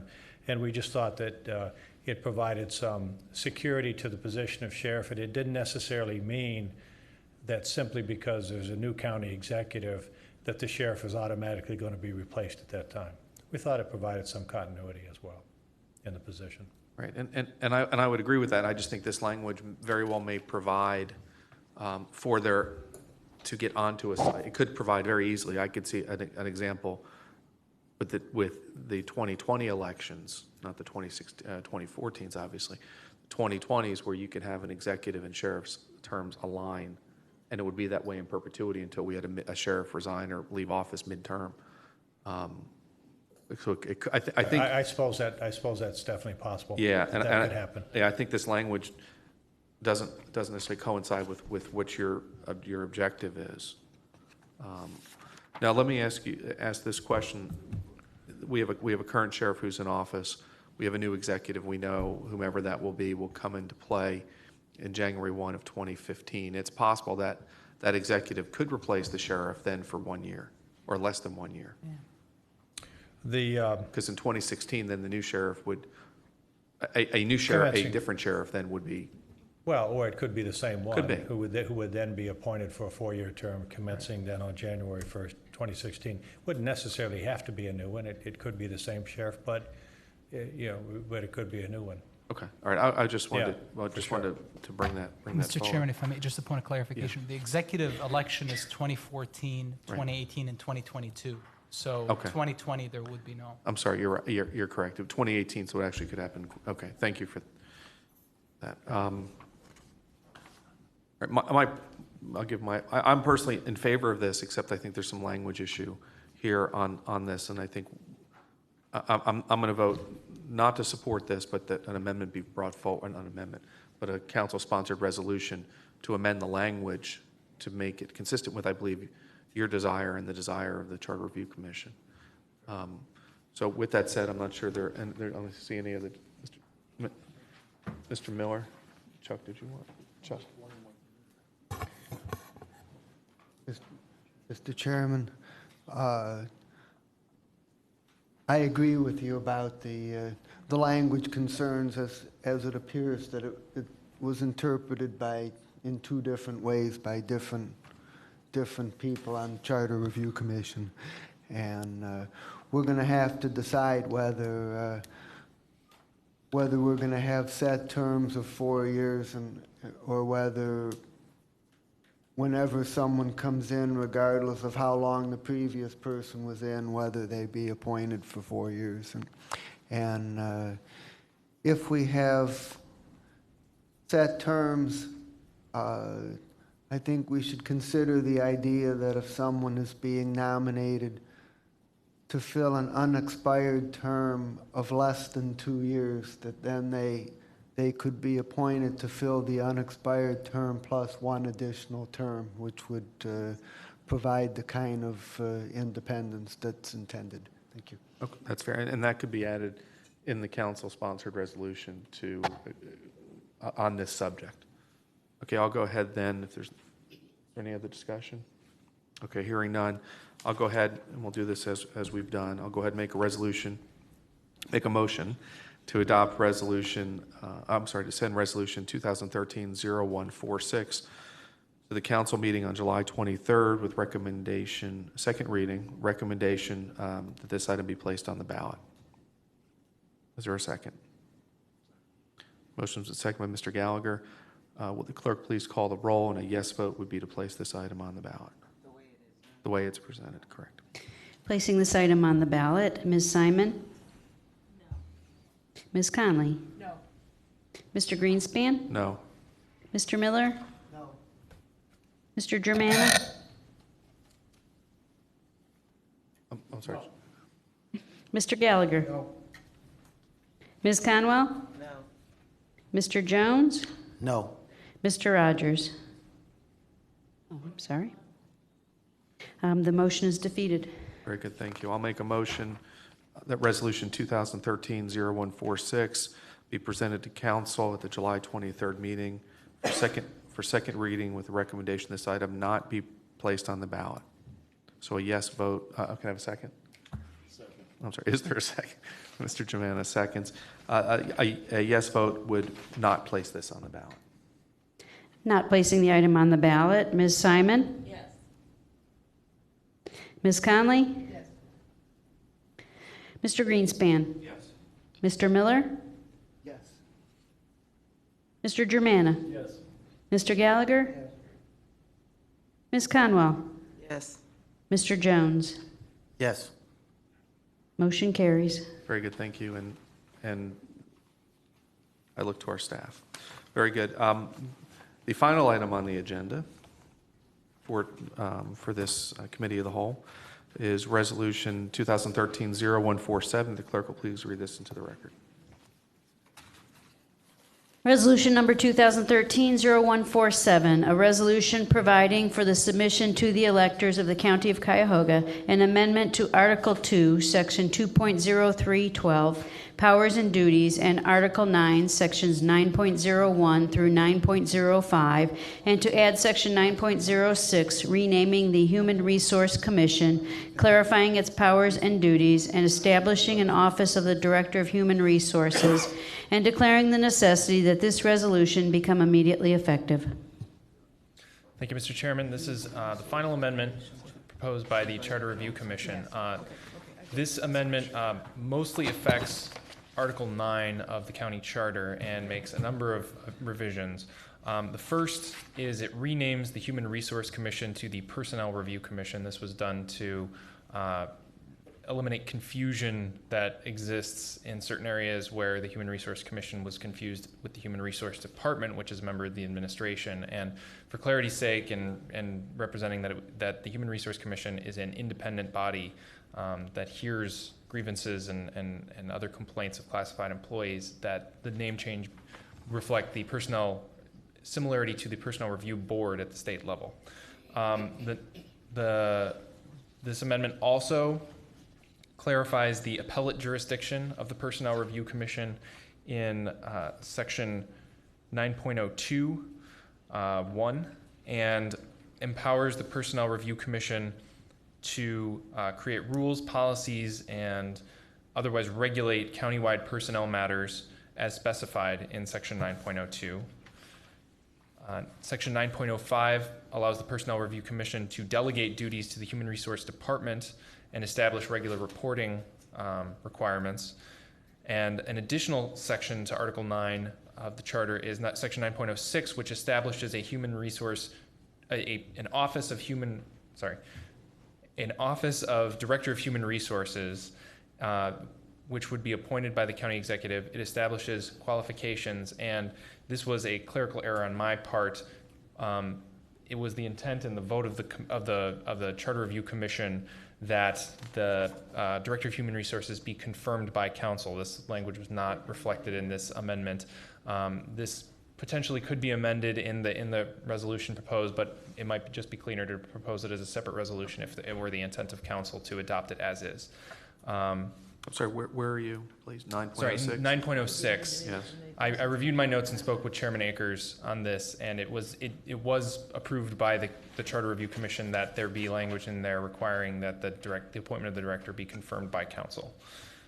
Finally, Section 2.03 is amended to clarify that the executive's powers and duties include the power to conduct collective bargaining, and rather than doing so in conjunction with the Human Resource Commission or the Personnel Review Commission, that the executive provide quarterly reports to the Personnel Review Commission regarding the county's collective bargaining strategies and approved contracts. Okay, so it sounds to me as if there's already a recommendation for a not to recommend, with the expectation that a council-sponsored resolution would come forward on the approval by council in 9.06. Is that what I'm hearing? Yeah, that would be the cleanest way, I think, to handle it. Okay. With that expectation out there, assuming it's a recommendation from the Charter Review Commission we'll continue discussion, but I at least want to bring that forward. It appears there's already a recommendation not to advance this, but to submit a council-sponsored resolution. Any other? I have one other item to discuss, but I'll defer if other members. Or not. I mean, I don't want to jump in the fray, but I mean, you don't have to submit a resolution. Yes, we do. No, we don't, correct, but the recommendation is, you're right, I understand your No, point. and this was our mistake. I mean, this was the Charter Review Commission clearly intended it one way. The way that it made it into the resolution, the wording was missing. But so you could very much argue it was a clerical, but it's better not to even get there. It's too material. Yeah, right. He just fell on your dagger from yesterday, 2 days ago, Mr. Gallagher. Who's that? Mr. McClure. What did I do? You fell on his dagger that he mentioned yesterday. I'm lost. Never mind. It's hijinks. I have a point that I want to make here. I'm uncomfortable with this as is, because I believe whatever we're calling this Personal Review Commission or the HRC should be appointed by council and not by the executive. For the main point that none of council's employees are subject to review of the HRC or the PRC, whatever we're going to call it, yet all of the executive employee, or most of the executive employees are. And for the appearance of there not being undue influence by those who are hearing the case as being from the appellate point of view, where there's a sense that their appeal may not be heard impartially because of influence coming from the other way, I would recommend that not to endorse this and to change the language that the appointment be by council, similar in fashion to how the internal auditor is appointed by council to provide an audit function of the executive branch so as to provide a sense of independence. That's my thoughts. I don't. No, I agree. Okay. Is there any other discussion? Hearing, if there's no other discussion, then we'll call this item to vote then. I'll make a motion that Resolution 2013-0147 be presented, be referred to council for the July 23rd meeting with the referral that this item be placed on the ballot. So, is there a second? Motion's been seconded by Ms. Conwell. A yes vote would place this item, referral to be placed on the ballot. Madam Clerk, will you please call the roll? Placing the item on the ballot. Ms. Simon? No. Ms. Conley? No. Mr. Greenspan? No. Mr. Miller? No. Mr. Germana? No. Mr. Gallagher? No. Ms. Conwell? No. Mr. Jones? No. Motion is defeated. Thank you. I'll make a motion that Resolution 2013-0147 be referred to council at the July 23rd meeting for second reading with referral that this item not be placed on the ballot. Is there a second? Second by Ms. Conwell. A yes vote will not place this item on the ballot. Will the clerk please call the roll? Not placing the item on the ballot. Ms. Simon? Yes. Ms. Conley? Yes. Mr. Greenspan? Yes. Mr. Miller? Mr. Germana? Yes. Mr. Gallagher? Yes. Ms. Conwell? Yes. Mr. Jones? Yes. Motion carries. All right, thank you. That concludes the items referred to this committee of the whole. I want to thank everyone involved, the law department and Mike for your assistance, the Charter Review Commission, Mr. Boyle, for your commitment to the 26 meetings over the last number of months. I want to thank members of the committee for meeting here for the last few days. I believe, Mr. McClure, did you want to make a brief statement? I just wanted just a very quick note of how proud I have been of Mike through this process. Mike is brand new graduate out of law school and shepherded this through the entire process, and I just a personal thank you note to him for all what he's done. All right, great, thank you. There's a question, a little bit before I entertain the question, let me just review briefly just what we've done here today or over the past few days. We did refer 1, 2, 3, 4, 5, 6, 7 items with the recommendation that they be placed on the ballot. I have 1, 2, 3, 4, 5 items that I believe there will be council-sponsored resolutions. 5, which would be Amendment 1, the executive appointments, Amendment 6, the Inspector General, Amendment 10, the appointment and term of the CRC, Amendment 14, the Sheriff, and Amendment 15, the Personnel Review Commission. For the law department? The law department? I'm sorry, I did miss that. Number 9, correct. I apologize, so that makes 6. I apologize for that. Ms. Conwell, did you have a question? That's basically what I was going to ask you, since there are 7. So 7 that were referred to go on the ballot. How are you planning on deciphering once we come in with our amendments? We're gonna wait for all the amendments before we prioritize what goes on the. I mean, that comes up to a discussion. Yeah. That comes up to hey, I'll give you my opinion. Whatever we vote out, we vote out. Whatever goes on the ballot, goes on the ballot. That's my own opinion. I don't intend, I don't know what too many is the point. I mean, you know, we heard a recommendation of 15. We voted 7. There are 5 here. I know that I have another one, a separate charter amendment proposal coming forward, which is being drafted, and then I'll discuss it later.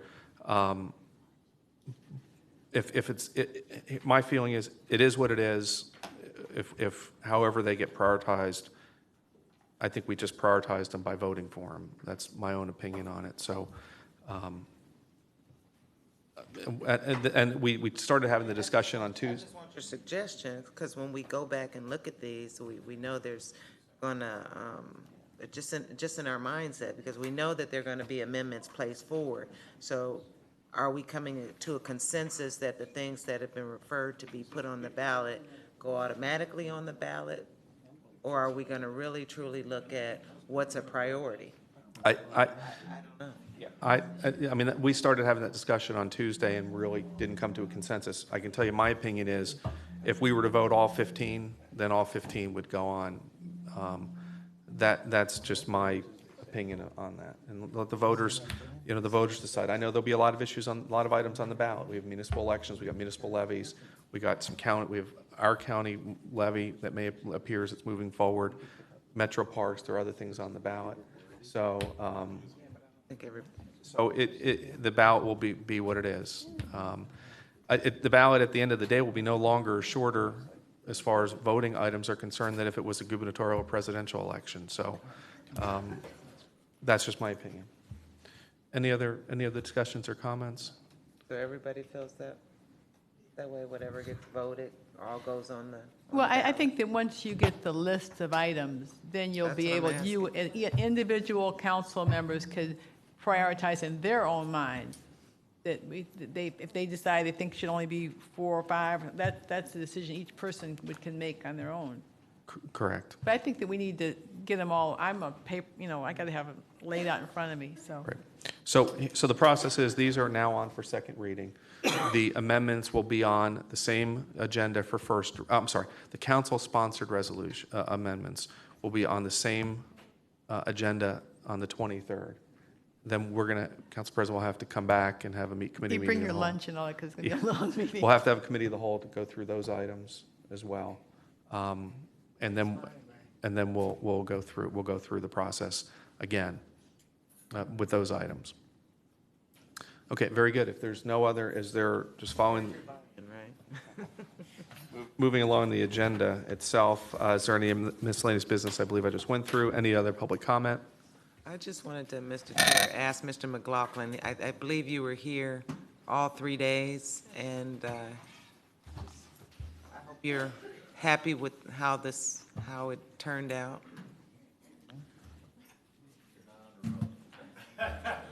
Just the process in general, and You know, the answer is yes, thank you. Thanks for asking.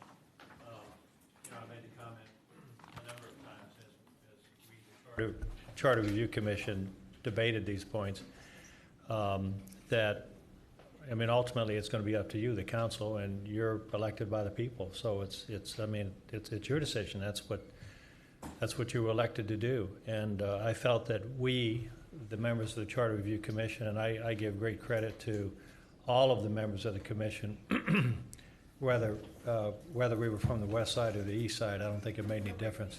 I think we did a great job. I think that you know, no one came with any agenda. Everybody came with an open mind. The discourse was very civil. I respect the opinions and views of everybody I served with. Honestly, I mean, it was just a great group. And you know, you see that we met a total of 30 times. And we spent an awful lot of time discussing and debating and trying to reason through some of these things. But ultimately, it's your job to decide, you know, what happens.